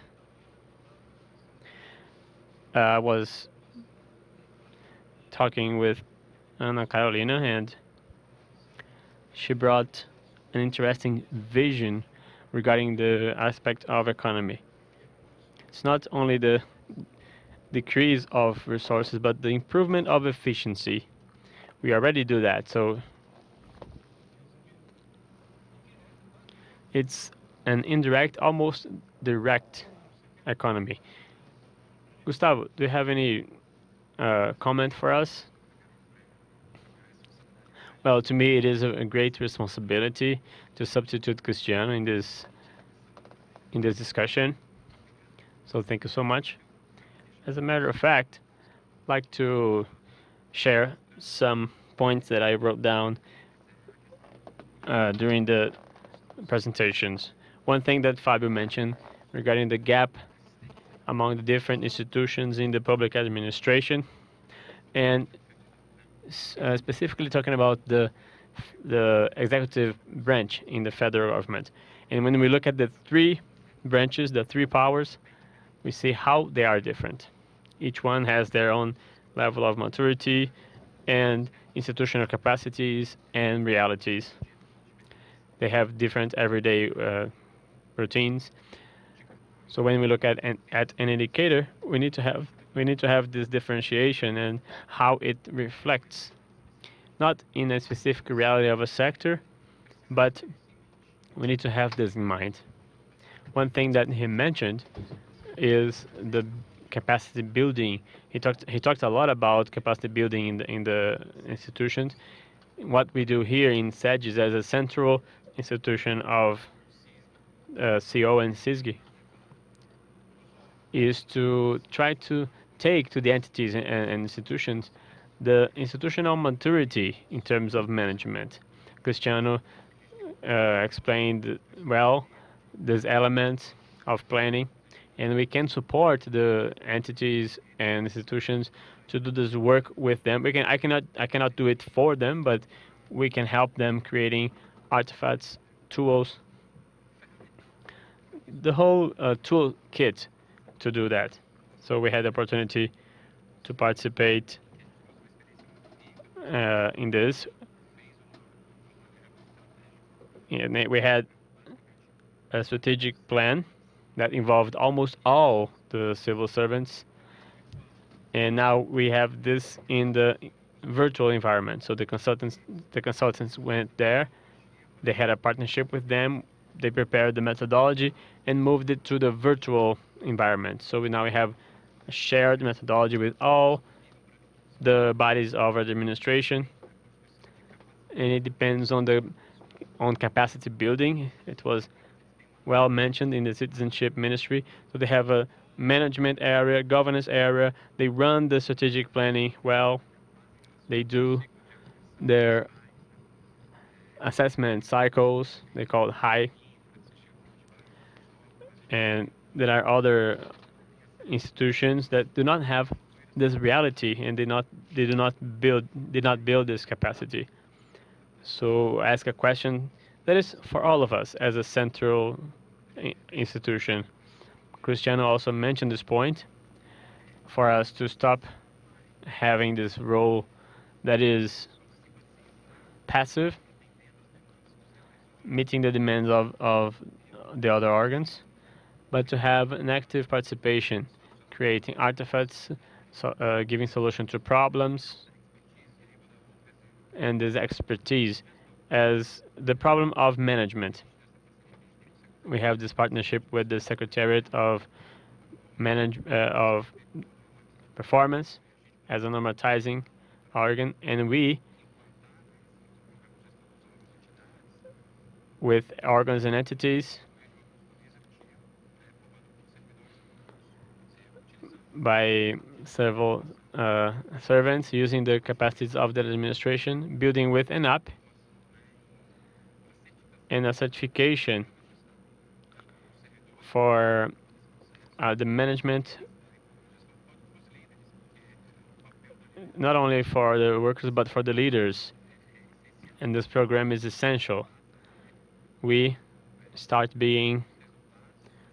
looking at the results, and we can program and plan everything aligned with the strategic planning and also the PPA. And the operational level of this institution, it is a big challenge for public administration, and also especially when it's connected with the budget. So I'll just like to mention our role as a central institution, and we need to have this. We need to have this role, and also the control institutions. We need to reflect and see what we can build together. I've been talking to Dione. We talked about this on what we can do together to create this closeness and have this comparative role in both sides. Who is responsible for control? Who is responsible for the central role in the administration? So this is basically what I had. So I asked a few questions, so let's see if you can comment on them. Johnny, would like to make any comment? Well, I have a question. If there is a unit that responded talking about the budget IGG, they asked what were the aspects of difficulties in the answers. What caused the difficulty to find evidence and understanding of what was there? If there is an institution that can bring this reflection here, that would be important.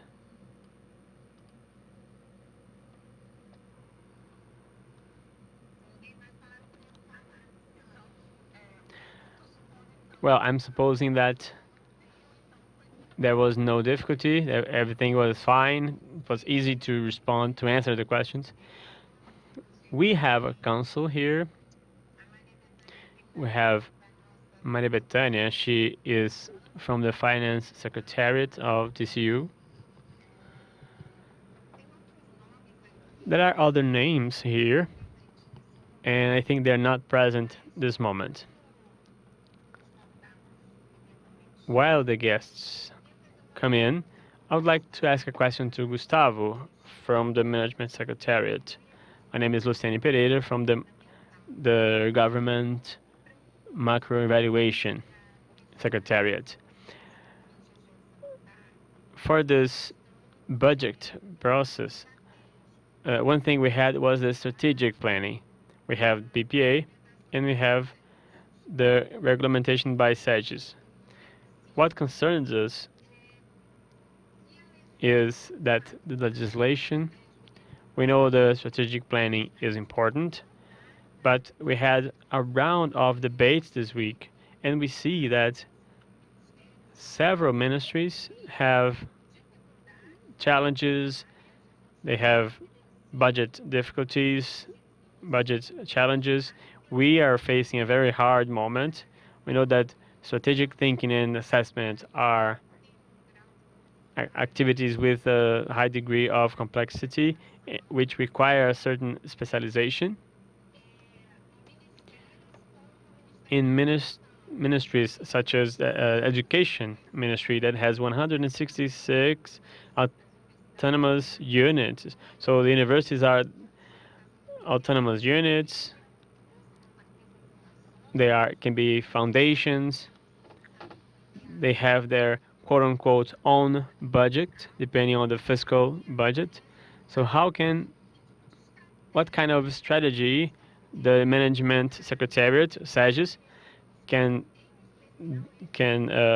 apply to give subsidies to these entities that depend on the fiscal budget, so that the money destined to the public policies will have a good part of them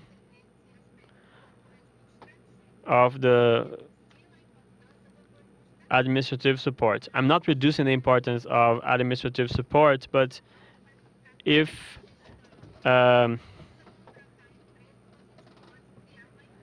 he cannot hire a company, they will have an industry. He can hire a company for consultancy, the industry of offices, accounting, to do the whole work. So I know there are some initiatives.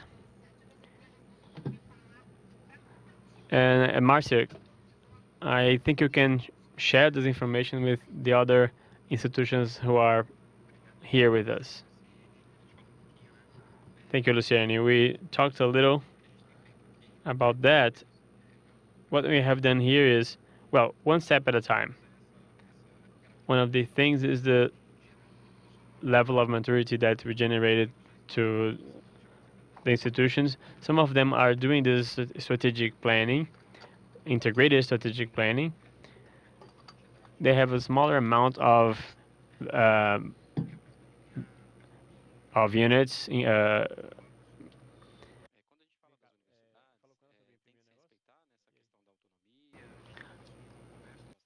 So we talk about autonomy with the Ministry of Education. We have the Transformer initiative. We're bringing the state transformation program with the universities. We're getting new pacts with them so that they can change their PDI and align it to the strategic plan. And it surprises me a little bit, this issue of the lack of capacity of universities, because I've been talking to some of them, and what really calls my attention is that they have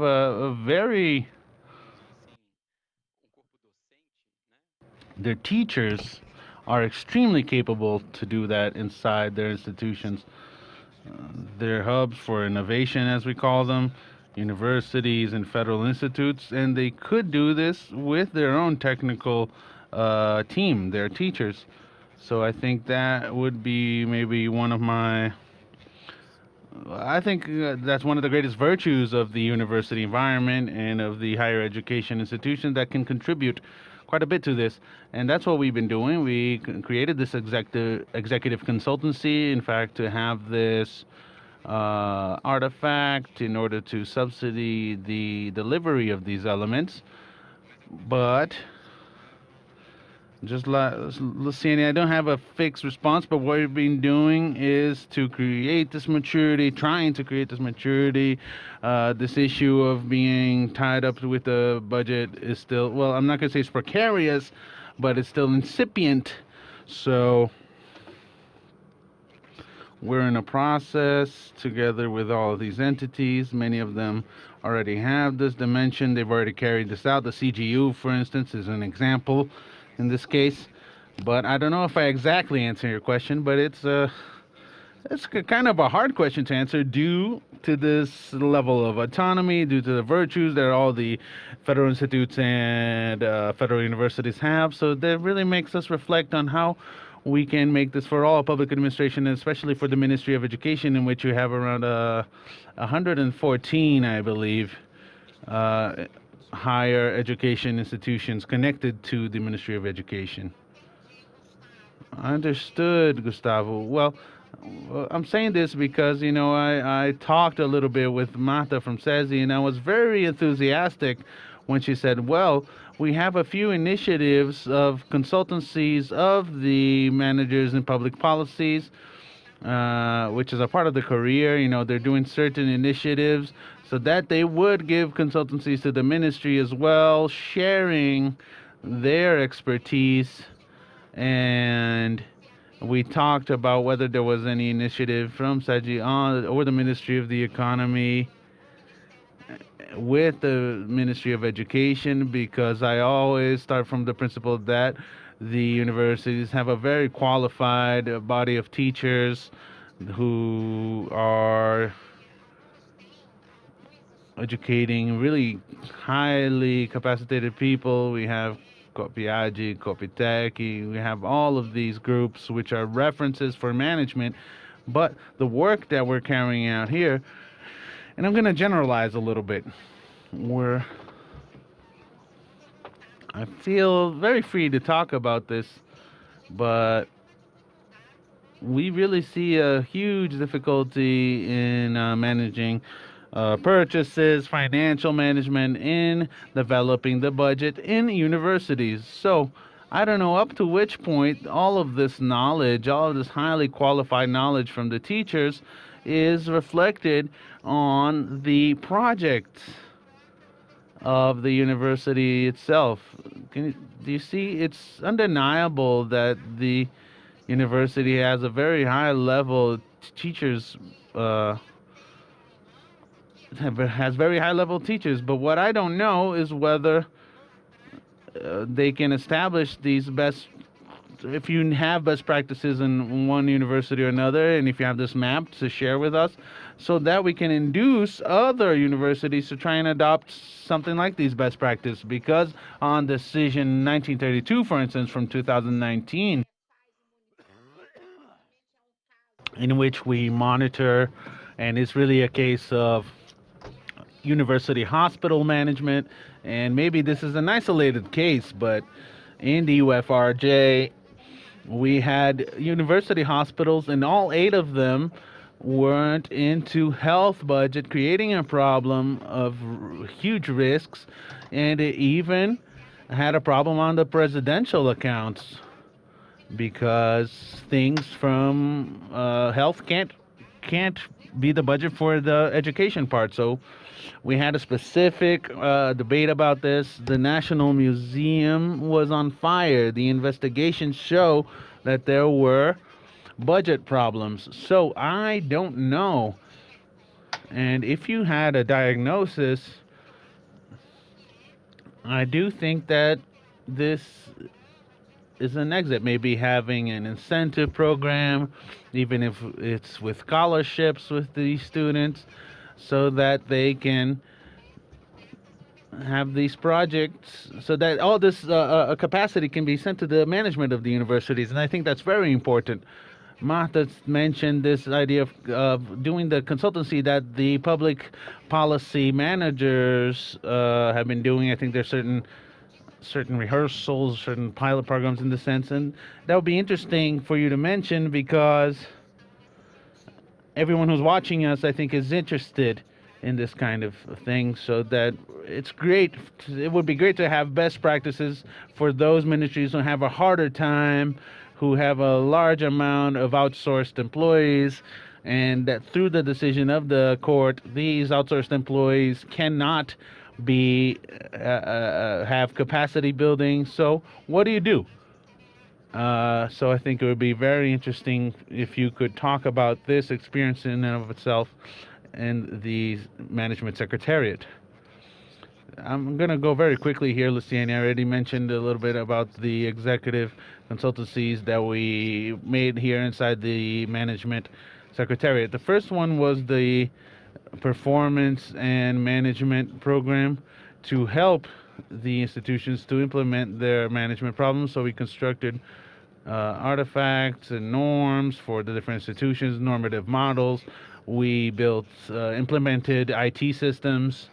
We helped these institutions to develop their tables of activities and their management programs until you get to the level of execution of these programs. Then the second part was the strategic planning part that I mentioned. So I have a team that is taught with facilitation techniques. They go to the institutions that we believe they need the support, because Cristiano showed in his presentation that indicator. Well, that index that he showed, that directs our work. So I'm going to check out that index. I'm going to say who doesn't have this or that element in normative instruction 24. I go to that institution, I offer my services. So we in the central institutions, we go straight to them to try and help them to elaborate their strategic plans with all of those elements that they mentioned. So those are the two executive consultancies that we work with nowadays inside the management secretariat. Beyond this, we have opened up the formulation of the strategic plan, and this is a part of the program as a whole, which is the Transform Gov. This was instituted in 2020, and it's compulsory for federal public administration as a whole, except for the universities and federal institutes. This is why only now we have this. Earlier this year, we opened this up to certain universities. We have a few universities who are part of this. The first one was the higher education institutes. The first one was the Federal University for Catalan. And after that was the Federal Institute for Minas, and there's a few other ones that. But we're going to work with the universities individually, and it is at this moment that we are going to get the best practices that are already there in the universities. So this is already what we do as a whole in the C-Org. We do the C-Org meeting monthly. We get best practices for whatever theme that if it deals with governance and strategic management, and if it has to do with purchases, we go to the different forum, which is for sports. So we have these partnerships. We get these best practices. We share them with public administration as a whole, and if possible, we try to implement them as a best practice. In fact, we need to implement them in a variety of different places. A lot of people appropriate themselves of these instruments, and we implement them all over public administration, as was the case of the management program system, the SUSEPI system, and the CGU system. So the CGU, the management program now is inside the ALGE, but before they gave us the source code, we cleaned up the database together with other institutions, and now we put it for all other parts of the administration. So now we'll see the next chapters with the universities, because that's what we're doing right now. Thank you so much, Gustavo. Oh, my pleasure, Alessandro. Before we go to Ana Calorini, I want to tell everyone who watches us in the public that there's a link in the description of the video for a survey. I would like to ask you all, those who are watching, if you can, go to the survey, answer the survey to help us out in our debate dynamics. Carol? Well, Alessandro, actually, I just wanted to understand a little bit more. Cristiano mentioned the costs panel. How does this cost panel communicate with the work of these consultancies. I think especially the program management performance consultancy. And then I have another question, which might be for people with evaluation. I'm sure there's some people from the Tribune today. I'm going to say it now because then they can start thinking and then they can answer right afterwards. It would be about evaluation of public policy. So in paragraph 16, article 49, well, there was an evaluation, direct and indirect evaluation, but what it also made is that these evaluations could be done in a group manner. So thinking about the rationality of carrying out these evaluations and all these efforts, taking into account everything that, like the goals of the universities, like the universities have similar objects and goals. Are you already thinking about this? How to build as a group the strategy in order to avoid this duplication of work? And that's it.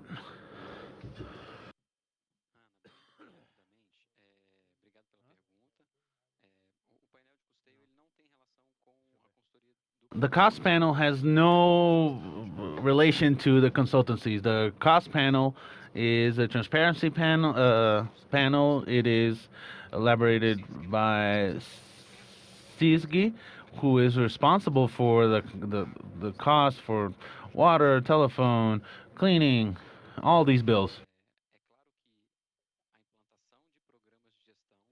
The implementation of management programs, depending on each entity, it affects all of these administrative costs.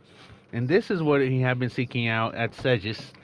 We must have this transversal look at the actions, because I have an action from the management program.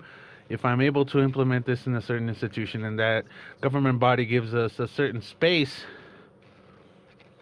in that building, then I can get someone who was on the rent, who was part of that cost panel, for instance, for the rent expenses, and then we can put that into another location because we opened up some space to receive more people. So it does impact things indirectly. Therefore, we have been having a partnership with the SPU and the SGP in order to join all of these different efforts, because if I improve building management and I rationalize the occupation of a building, then I lower the costs. I implement a management program in a given institution in the telework. I also lower costs. Therefore, the cost panel has been a reference for us so that we can try and take a look at this transversality and the impact of the actions that we can, as we can see them, especially from the point of view of finances, of trying to save resources. So that's basically the relationship. It's an indirect relationship, but there is a relationship. I don't know if I answered you. Yes, I think that has a lot to do with the IGG. So in the IGG, we'll also be looking at the cost panel. All right. You have your hand raised, Santana? No, actually, I think it was Junie who talked about what it was like to answer that survey. And it was about that, but then we had another moment. I don't know if it'll still be timely to talk about this, but when I'm going to talk really as a manager, okay? When we receive these researchers, these surveys, then we're thinking, oh my God, there's so many different rules that we need to follow. So we have a rejection, first and foremost, because of the amount of rules that we have, which is something that we mentioned in the budget week. We have way too many laws, way too many norms. Is it good? Is it bad? So when we receive a form like that, we're like, okay, oh my God, what did they want me to do? That's why I think it's so important to have events like this, because they start showing the importance of having something like the IGG. We receive that research, and we think, why do I need to stop my work to do this? Why do I gotta stop doing everything to do this? And then we come to this Congress, then okay, I have a wider point of view now. I can understand this. I don't know. So for coffee, sometimes I don't know if there was a meeting before that they said that, what this has happened. I think it's the first time that this showed up, but so really we didn't have that custom, and the first thing that I thought of was, oh my God, another survey, what's coming up? And there are certain things that we ask questions about, and then we have questions about it, and then we're like, oh my God, if I give the wrong answer, is it going to be a problem? And then I'm talking as a manager. I'm like, I want to know the right answer. I want to know the impact that this has. So maybe getting all of this information together with the form would help. I think there should be a conversation. We just received the form in and of itself. We didn't get more information about it. But when we read more of it, it's great because it brings us reflections on the activities that we actually carry out. So once again, I confess, if I wasn't participating in this budget week, I would never have read the final report. So it was when I read the final report that I said, oh, okay, this is what that was. Now I understand, So the people who are answering, they need to answer the context of what's going on. Once again, I don't know. Here, for us, this is the first time. I just reached the coffee now. Maybe this was already spoken of in other areas, but I really missed that element of, well, someone needs to tell me what's gonna happen with this. And this budget week, once again, was great because then I was able to fit everything together. Oh, now I understood. Let me read all of that again because now I have another way to look at all of this, and I'm going to think about what we can do to improve. This is another point of view where we start understanding. So, what is the big objective for that anyway? That's what I actually missed. Yeah, Bethany, I think you mentioned a very important point because I also took over the secretariat this year, so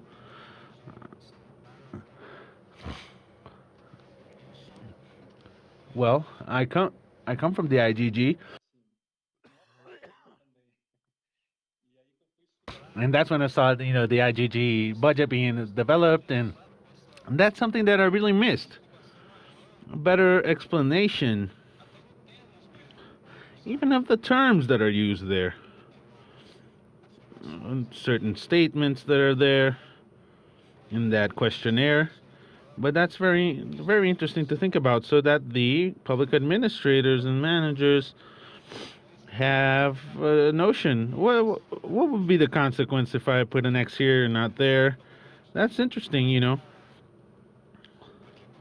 I think that's a good hint. Johnny's the one who's really in charge of this process, so I think we should maybe add this initial conversation with managers to explain the terms, the goals,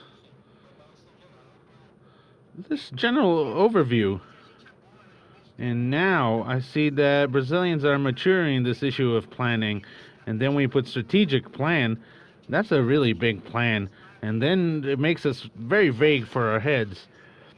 Thank God we are maturing in relation to this.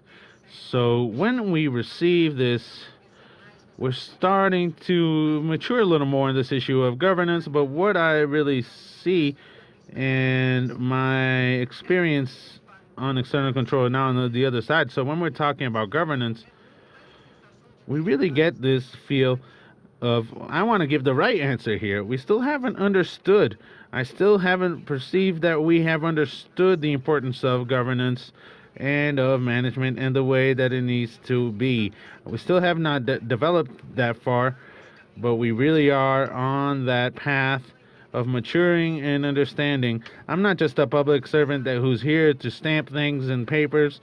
We really want to go into a mentality of planning and not just approving documents. So I need to be in this management mentality that I can be efficient, that I can impact things, that I can have a product that really brings a lot of good results, this mentality of the results, we're developing this now, and in this aspect, I think it's very important to have this change in accountability when we're talking about the integrated report, because it helps us to think about this. What is my business?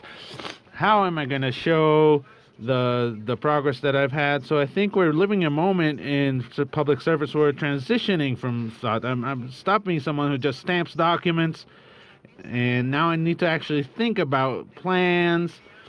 It's not just an annual plan that just for show. No. We're actually trying to understand the objectives of these things, the indicators. How can I do this? And if we could have a system to make all of this more efficient and in our work, we can see all this even better. So that's a path, and I'm glad we're in this path.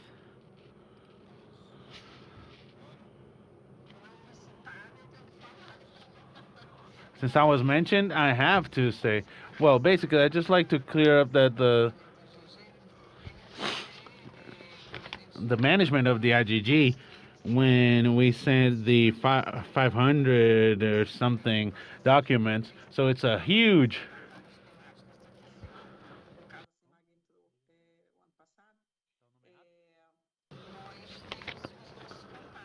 We have our contacts. So these are the people who are going to participate. We have these budget units, and they already know this because has been an instrument for a few years. So we need to have this contact. And then the TCU, our unit, is the CEPLAN. So in relation to budget issues, maybe they only gave a little part of it for you to answer. The rest of it they already answered. So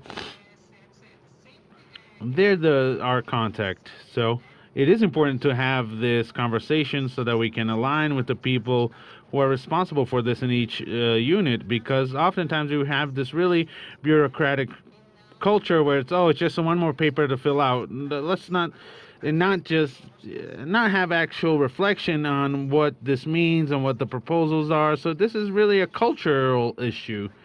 Our management culture is very precarious. It's a very bureaucratic, fill out the form kind of culture. So if you're thinking, what is this kind of piece of paper want to tell me? Well, if this is being discussed, I think that's a very important thing that I hope that we're going to do. I don't think I'm actually going to see this come to fruition because we need this huge change in culture, as I said. So I think this is very important in relation to making things clearer in the units that receive these questionnaires.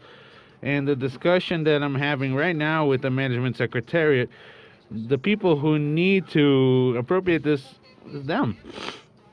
Because the court had a very important role in systematizing and getting all of this history, but up to the measure that it gets closer to those who use them, then it becomes more legitimate than us just doing a survey every now and then. So I think that sustainability has a lot to do with the managers appropriating this, and it has to be a role of those people who are in that position in each power. There's certain people in the legislative, certain people in the judiciary, certain people in the executive. And the executive, I believe, it has to do with the Secretariat of Management. So we are in an initiative to have a software so that the units can offer this. So it's just like your income tax. You have an app that already has some of your information in there to help you out. So we don't want it to just be a simple record, a simple report. So we want this to be useful, and we have a variety of external conversations, then a variety of internal conversations, in the sense of giving a certain sustainability to this tool, which is so important that the court had the opportunity to mature for all of public administration. A report with the name of the TCU makes it a lot heavier and makes us scared as well. But now when we know this, then we makes us a little bit calmer now. I think that's one of the arguments really about enforcement, because TCU is the powerful as far as the enforcement goes. So if something comes in from the TCU, we got to answer it. They're powerful. But let's say the role of the TCU is we look at, we want to really reflect on those indexes, really look deeply into them. So we have a lot of different units, a lot of different managers, and if we only had this to work with, no. We don't have all of that controlling action. Really, preventative action is very important, and we need to be partners in this. So, Gustavo, we need to take a look at this. We want to know who did what and not to do it ourselves. It's different. Well, maybe in this initial moment, I mean, for the IGG budget, it's coming from 2007 to now, the IGG. But I can say it's still in an initial moment. So the role of the TCU as an inductor is very important in order to make the get the motor running, so to speak. Once the motor is running efficiently in a more stable manner, then maybe the TCU can take a step back and the management secretariat can take this over fully. Take over this role of inducting units to answer truthfully as another further tool for governance and management. Ms. Shaddy, you have your hand up. In relation to this issue of enforcement, which Gianni mentioned, which Gustavo also mentioned, I think it's possible to advance in a midterm of the Court of Accounts regulating this issue as far as accountability, maybe the previous opinion, a few more macro aspects so that we may eventually made a certain approach, connect this with other approaches. So enforcement can be given and used. We can even use certain norms.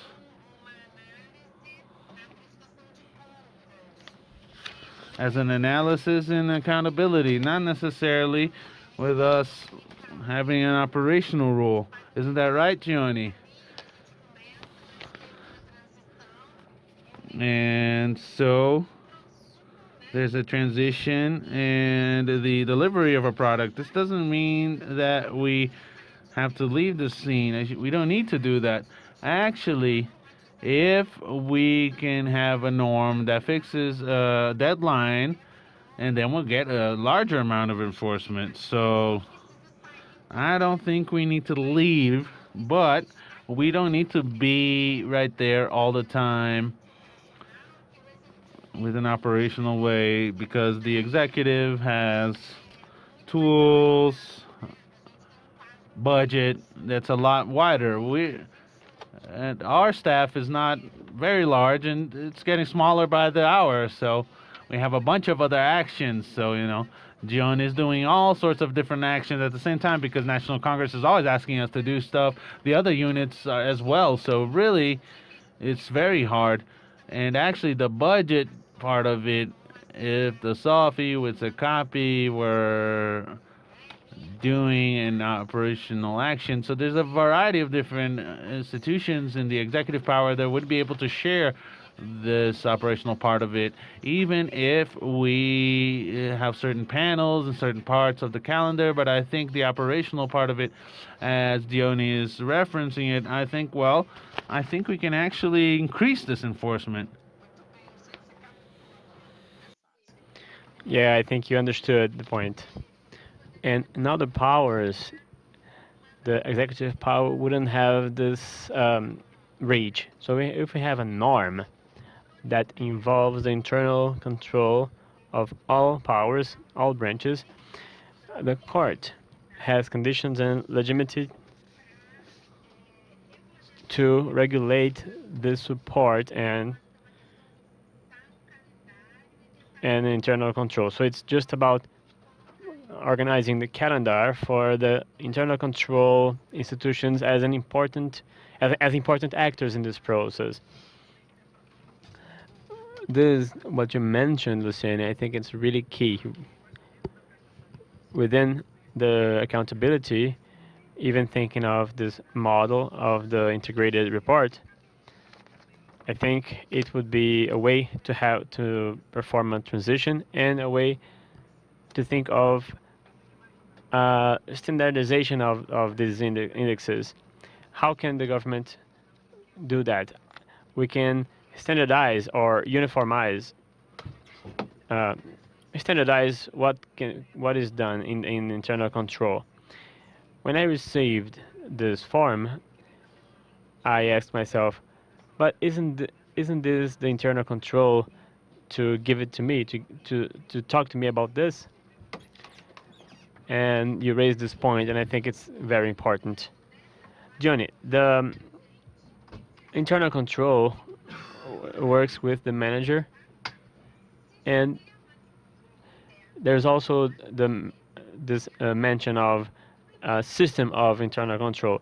This topic is transversal, so it's important to involve the internal control system. So we include S&J, S&P, and others as being part of the internal system of control, the system of internal control, and we can build this organization with them and do the transition. So I see space to do that, and the central institutions can work on this in this regulation, which is similar to what we do with the evaluation of Chapter 3 in the PPA. You have SECAP. It's a secretariat that has an important role of a centralizing role, but we send the programs to CGU, the internal control. So if somebody from SECAP is here, we can invite. We had invited someone from there. I don't know if they're present. I think they're not present. But it's more or less this. I'm thinking on something similar to what is done at SECAP. It can be a step that we can do in the future, and to evaluate the possibility of treating this in the ordinary accountability and in a more summarized way, a formal opinion of the President of the Republic. Of course, now it is just a space of brainstorming, but the colleague from TCU, Betania, what she said is really important. We have the first contact, even though we are behind the scenes, demanding the calendar, but they can have the initial contact with the peers in management, the central institutions of budget, of planning, can have these guidelines to them. I think it could be something for us to think about, since you raised this issue. If we can help you somehow, you can count on us. Yeah, that's for sure. I will certainly call you when I need it. Luciane, I think we can show the result of the survey.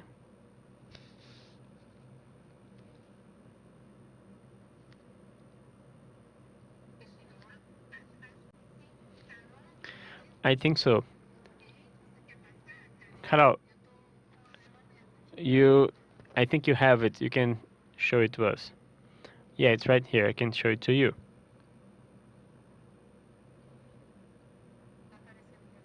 Can you see it now? Yes. All right. Let me move it forward. Just a moment, please. Now there it is.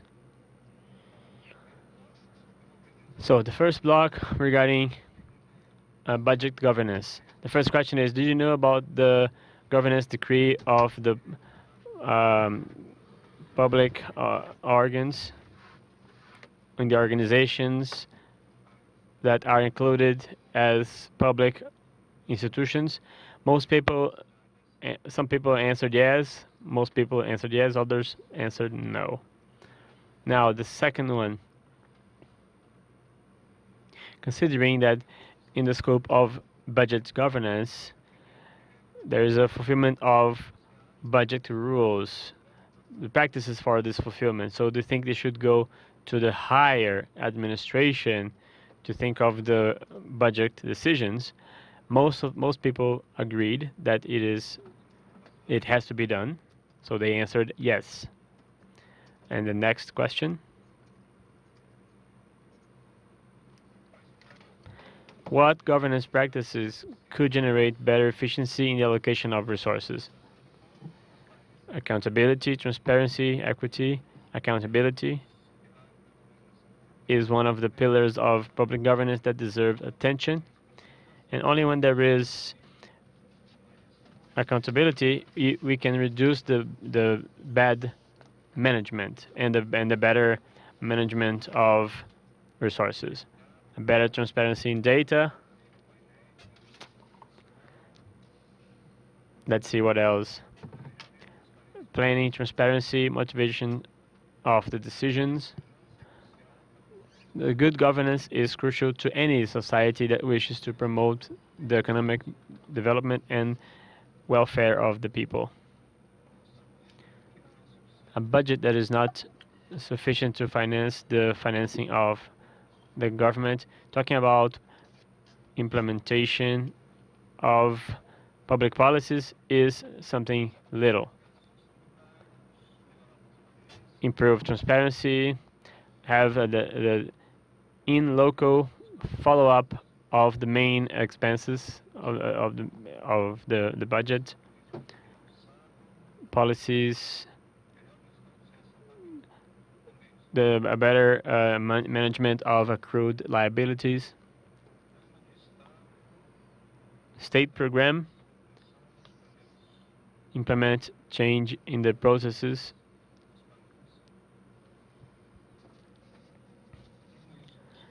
decrease the costs of contracts of outsourcers.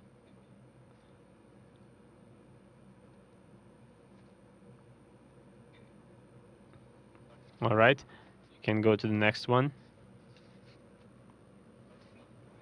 Now, block 2 regarding budget governance. In your opinion, the areas of the organization that spend technical resources, should they participate in the budget? Most of them answered yes. So there's not a lot of doubt about that. In your opinion, all the expenses of functioning of the organization, for example, payment of salaries, water and electricity, must be detailed in the annual budget of the organization. Most people agrees with that.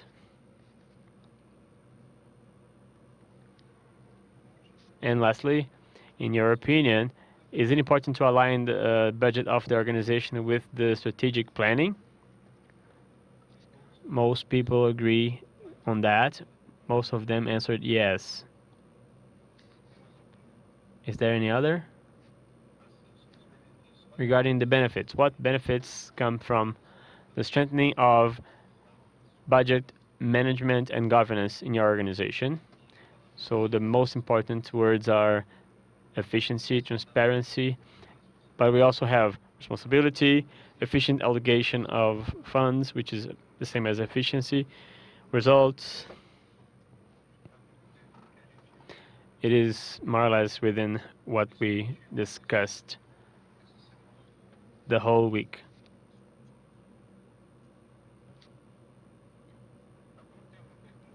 Do you have any question? Any comment? No, Alessandro, this is it.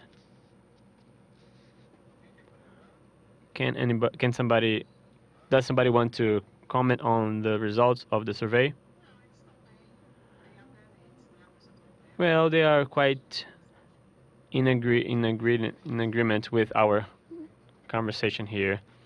Yes, I think I have the same. It's quite aligned with what we discussed here.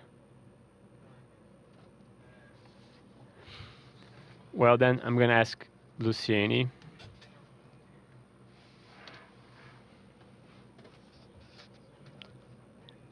we have some tributes to pay.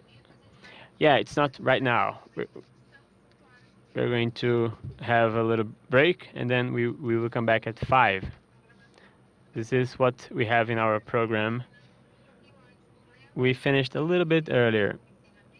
Leo will do the ending. He's not here right now because he was in a meeting, and he should be with us at 5. So, and then we're going to have this final. All right then, people. I would like to thank you for your presentation, Gustavo, Betânia, Fábio Pontes. Thank you for the participation in the band.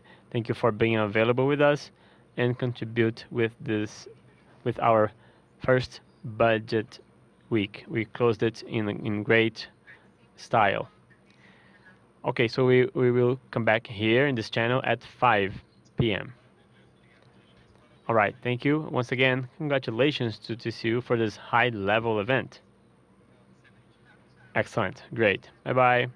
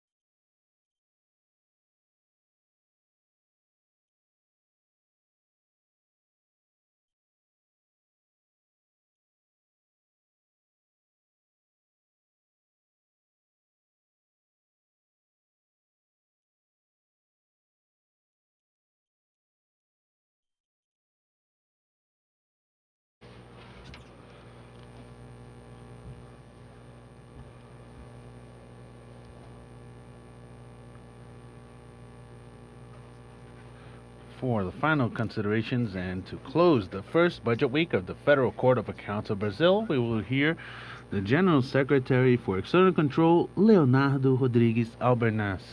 Good afternoon, everyone. We've come to the end of our first budget week of the Federal Court of Accounts, and we had a program that started with a lot of very fruitful themes, very important themes for budget issues, current budget issues, and for financing of public policies, with a series of very high-level speakers with a lot of participation from public servants, from the auditors, from the TCU, public servants all over Brazil who deal with the public budget. So citizens were very participant, and that was very important.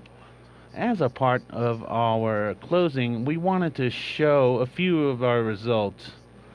Throughout the week, we had some surveys with the participation of the people who were watching, and now we would like to share with you a part of the results that we had so that we could show everyone, show the way that people who were with us throughout the week, showing their opinions about governance, about the budget. Luciani and Alessandro, are you going to share the screen?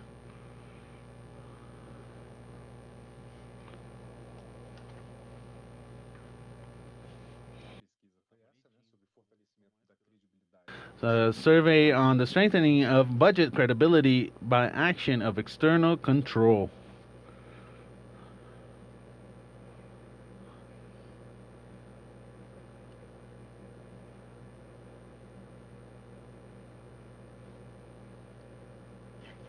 And here on this screen, we can see the answers that were given by the participants about what are critical factors for budget credibility. Now, those of you who are looking at this might be having a little bit of a hard time reading this because there's small font, but I'm going to show you the main points. The main critical factor that was identified by participants about what are the factors that can affect budget credibility, the main one was a deficiency in strategic planning turned towards budget priorities on the medium and long term. This is a recurring concern, not only in the area of the budget, but it is a concern about why we have these public policies that don't reach the results that they should, even if they have the proper financial resources for this. We know that this is a problem that is present in various areas, in the economic area, in the infrastructure areas, social areas. So, in fact, our participants identified this as the main problem that can affect budget credibility, the deficiency in strategic planning in relation to medium and long-term budget priorities. The second factor, the second and third were very close. Second is personal priorities in the allocation of budget resources. That is, the budget allocation is not done by objective criteria or the needs of the population, but meeting personal criteria, certain personal preferences. And practically tied with this factor, which is more of a context-based factor, which is the worsening of the lack of balance between revenue and expenses. This has been happening over the past few years, and in 2014, this line between revenue and expenses they crossed in 2014, and we started having a primary deficit. Of course, specifically in 2020 and 2021, we have a very atypical situation with a series of expenditures that led us to an even larger lack of balance. But that's a specific emergency lack of balance. Well, that doesn't really concern us, but the structural imbalance, that's the worst ones, because throughout the last years, we have spent more than we have received. If we look at the obligatory expenses, they were actually larger than the actual net revenue of the government. That's the size of this imbalance. So this is a very important point from the point of view of our participants. The fourth factor was the asymmetry in the action of external control in the three spheres of government in the exercise of monitoring control of public finances. So we saw that there was a participation of people from all over the country, and they pointed out this point. a concern about how external control acts. So in the first three factors that have to do with economic policy, the action of the government as a whole, but this fourth factor is an alert for us who act in external control, a factor in which maybe we're not contributing as much as we should in order to guarantee budget credibility. So this is a point of attention that we must have, and the external control system as a whole, but society as well, and the parliament as well, they deal with these issues about how external control should act. The fifth factor was the reduction of budget adherence to the general norms of public finances. So the budget is sort of becoming less attached, it's becoming separated. So if we look at fiscal and budget rules as a whole, usually they have a dearth for improving. We need to improve them. We've seen certain changes over the past few years that have been made without the whole systematic analysis that we should have when we look at the LRF, for instance, which was created with a lot of time for it to mature, with a lot of discussion, with a lot of qualified people involved. So we have a very robust and technically consistent norm, but other norms have been changed. Even the LRF has been changed, and we can see that there's a lot of space to actually improve our framework of fiscal laws. So once this framework is there, however, we must have a lot of zeal for the concern of the rules being followed. And now we have a little bit less importance is the absence of general norms for the development and organization of the budget, as seen in Article 165 in the 9th paragraph in the Federal Constitution. And not only for the development and organization of the budget, but also for the PPA. Translation apologizes, but we are having a connection problem.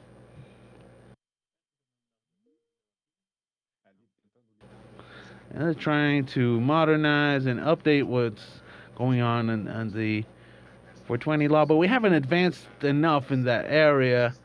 And then we have inconsistency between fiscal norms. That's another point that I had already mentioned, the fact that we have fiscal norms which eventually are contradictory among themselves in some cases. So it's self-evident that we have the golden rule, which serves to protect investments, and at the same time it doesn't work very well, and it is in competition against the spending limit, which makes it so that they can't spend anymore. So these two rules fight against each other. And there's a variety of other examples of inconsistencies between fiscal norms. And associated to this, the eighth factor that was identified was the constitutionalization of fiscal and budget management problems. We know that this is a reasonably recent event. For a long time, this was very stable in the Constitution, but from 2015 to now, we've had a lot of changes, and this brings a lot of problems in the view of our participants. And the last factor that's identified here is the inconsistencies between the electronic systems that were centralized in the fiscal areas and the public policies that are kept by the federal government. So in a certain way, this has to do with the relationship between what is the role of the central government from the point of view of the management of finance and budget, and that which will be done at the end point when actually implementing public policies. Luciani, are we going to comment on anything else?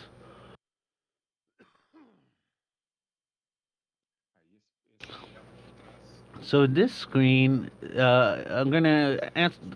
Let's read the question. Which of these dimensions presented below should the TCU prioritize in the participation of the UN group, UNDESA, that deals with the elaboration of this handbook on the strengthening of budget credibility for the action of external control? We mentioned this in the first panel of this week. That was the theme of the first panel of this week, the participation that the TCU is going to have together with the UN in the development of this handbook. So how can external control elevate budget credibility. And these are the factors that were raised by our participants as those who should be considered on this project. This is a project that is ongoing, in which I have results throughout 2022. So fiscal integrity was the most voted entry, so the guarantee of fiscal integrity. The performance of public policies also have a very similar level. Financial certification a little below. These are the three factors that should be taken into account, and that was the idea, basically. Even though this is a technical job that needs to be built in a technical manner, the idea is that we should be able to collect from the visions of the people elements that we could consider in participating with this project in the UN. We should bring the TCU's vision, but not only the vision from the technical team that's in charge of this, but that we could contemplate the view of other areas from the court itself, from other areas of government, the Brazilian state as a whole. We're not only talking about the federal government, but also the subnational entities and of civil society as a whole. So let's try and ask, that's why we asked the participants about what were the main factors that we should consider when we were thinking about what the work should be focused on.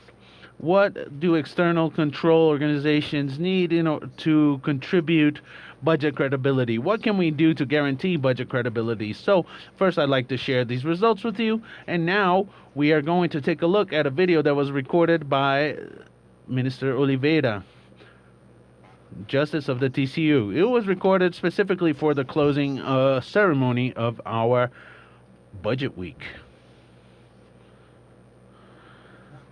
Good afternoon, everyone. It is with a lot of satisfaction that I close this first budget week of the Federal Court of Accounts. It's a historic event, one of the largest events about budget that has happened in Brazil over the past few years.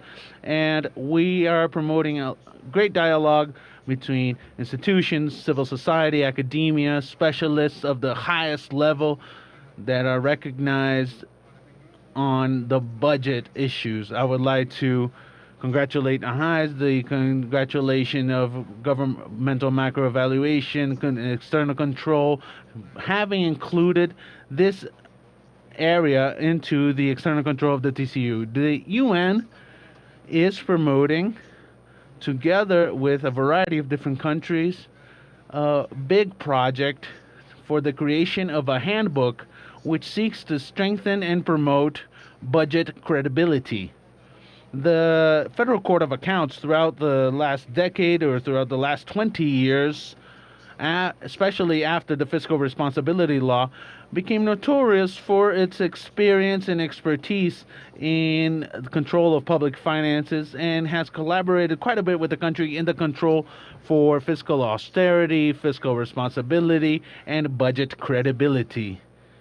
And over the past few years, we have been carrying out various operational audits. We have developed projects for budget governance. We strengthened the financial audits in the State Court of Accounts in our initiative to develop this specialty of audits seeking to get better performance in previous opinions on government accounts. Beyond this, we are also developing partnerships with civil society entities like Transparency International. We are participating in efforts in the fight against corruption in such a way that throughout times, this variety of activities that are being carried out in a parallel manner together and strengthening our budget credibility.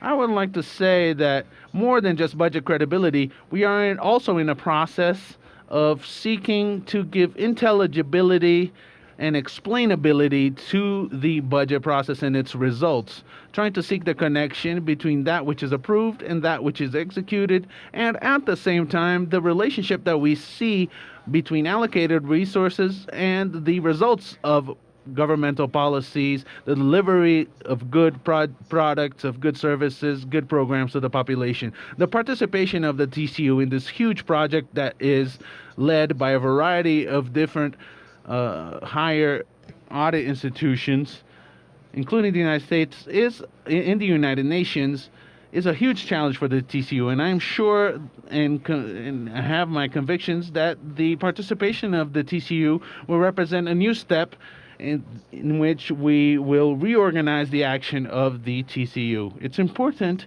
to remember in this closing ceremony that over 100 years ago, when the Federal Court of Accounts was created in the late 19th century, the great concern that was behind this initiative was exactly budget credibility. So when they were explaining this, they demonstrated that a country cannot intend to have its development guaranteed without having a believable budget process, the process through which society allocates resources and priorities and trying to meet the biggest needs of its population. In a certain way, our participation in this process is taking back the origins of the Federal Court of Accounts, which will certainly give us a large amount of possibility in reorienting our work and integrate our work into this huge project that is being led by the UN.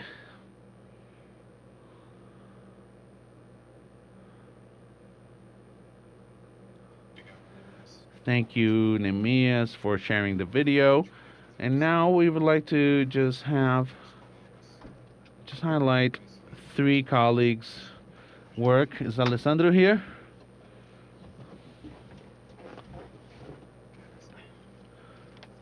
So, Luciani, should we go with them one by one? Well, the first applause is to Tiago Cardoso.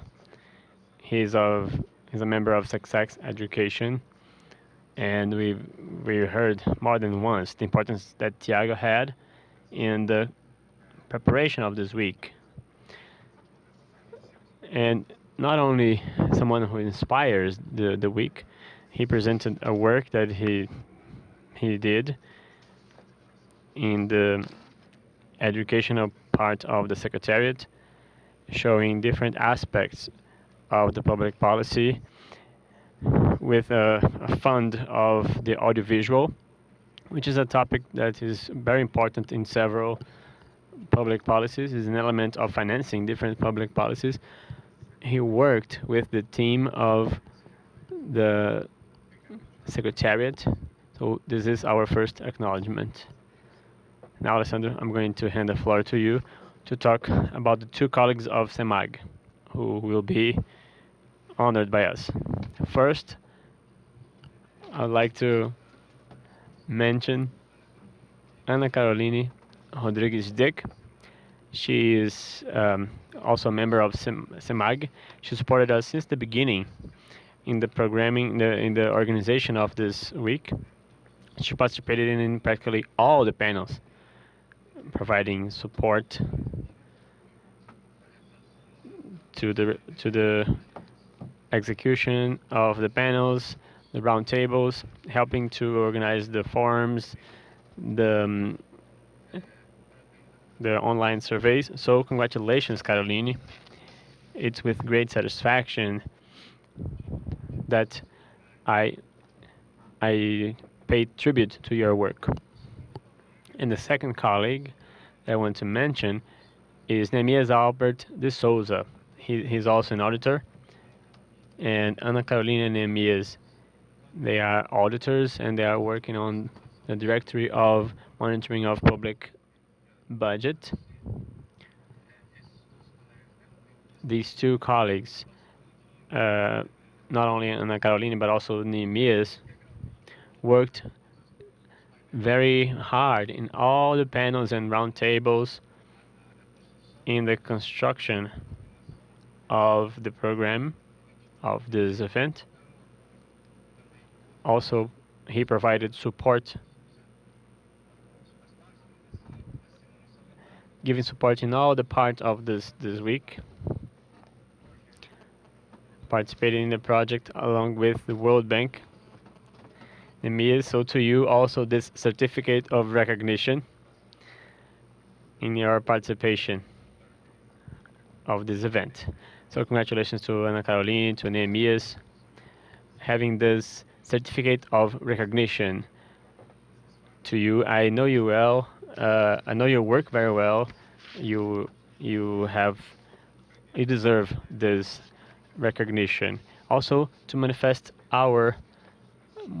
publicly our applauses, our recognition to all the teams from TCU, the guys from audiovisual, from the ceremonial, international relations, all the teams that participated. We are really flattered by the excellent work you have performed. So this certificate of recognition to you all. And lastly, our recognition to Litiane Mota and Aline Teodoro for their participation, their active participation in the academic group of Panel 5, dealing with the consequential list of decision on fiscal and budget matters, having an analysis of Article 20 of the LINDB. So thank you so much, Litiane and Aline.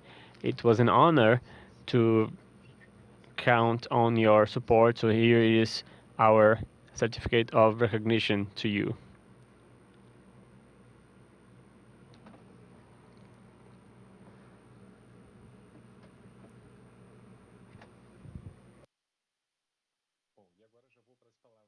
Now, I'm going to do the final words for the event. I was in the opening table, and I declared that very well-known quote of Aris Brito, saying that below the Constitution, the budget law is the most important one that we have, because it determines where the resources will be allocated, and it will establish our priorities of allocation. So we see a relative scarcity of financial resources. We will not be able to assist all our social demands. So this law was a way for us to do this allocation, facing the limitations that we have. And this importance was clear during this week. First, for the level of engagement. So we have a few thousands of people attending the panels, showing the recognition of the importance of this topic and how timely was the realization of this week. So the budget topics have gained relevance in the past times, and it's important for us to really recognize that. We're happy to see the engagement of all the entities that work with policies, talking about the budget matters. It's important for them to show how they can deliver this to the society, but also it's important for us to see how the society can be engaged in this topic of budget. So it was really gratifying to see it happening in the first budget week. So besides our certificates of recognition, I'd like to recognize SEMAG on the person of Alessandro for this initiative, and also I'd like to thank all our external control units that could participate and bring their experience and share their knowledge. The idea of this week was exactly this: to share knowledge as much as possible, this collective construction of knowledge and joint learning for us to apply this knowledge and help to make the budget have better governance and generate better results. And I'd like to thank all the support units that carried out this event. Also the ones who participated. We are talking about a budget week, so there was a great support of the Federal Secretariat of Budget and other units in the Ministry of Economy, other budget sectors that participated with us, the consultants that came from the Congress, the independent consultants, the prosecutor's office, the academia, many participants that made these events such an enriching event, and it wouldn't have been like that without the participation of all these people. The idea is for the public budget to be appropriated by our auditors, by the society, so I think we were quite successful. in this endeavor. It's from now on, the budget week will be part of our annual calendar of TCU. So I'd like to thank everyone who is watching us, and I see you on our second budget week in 2022. So a big hug to you all.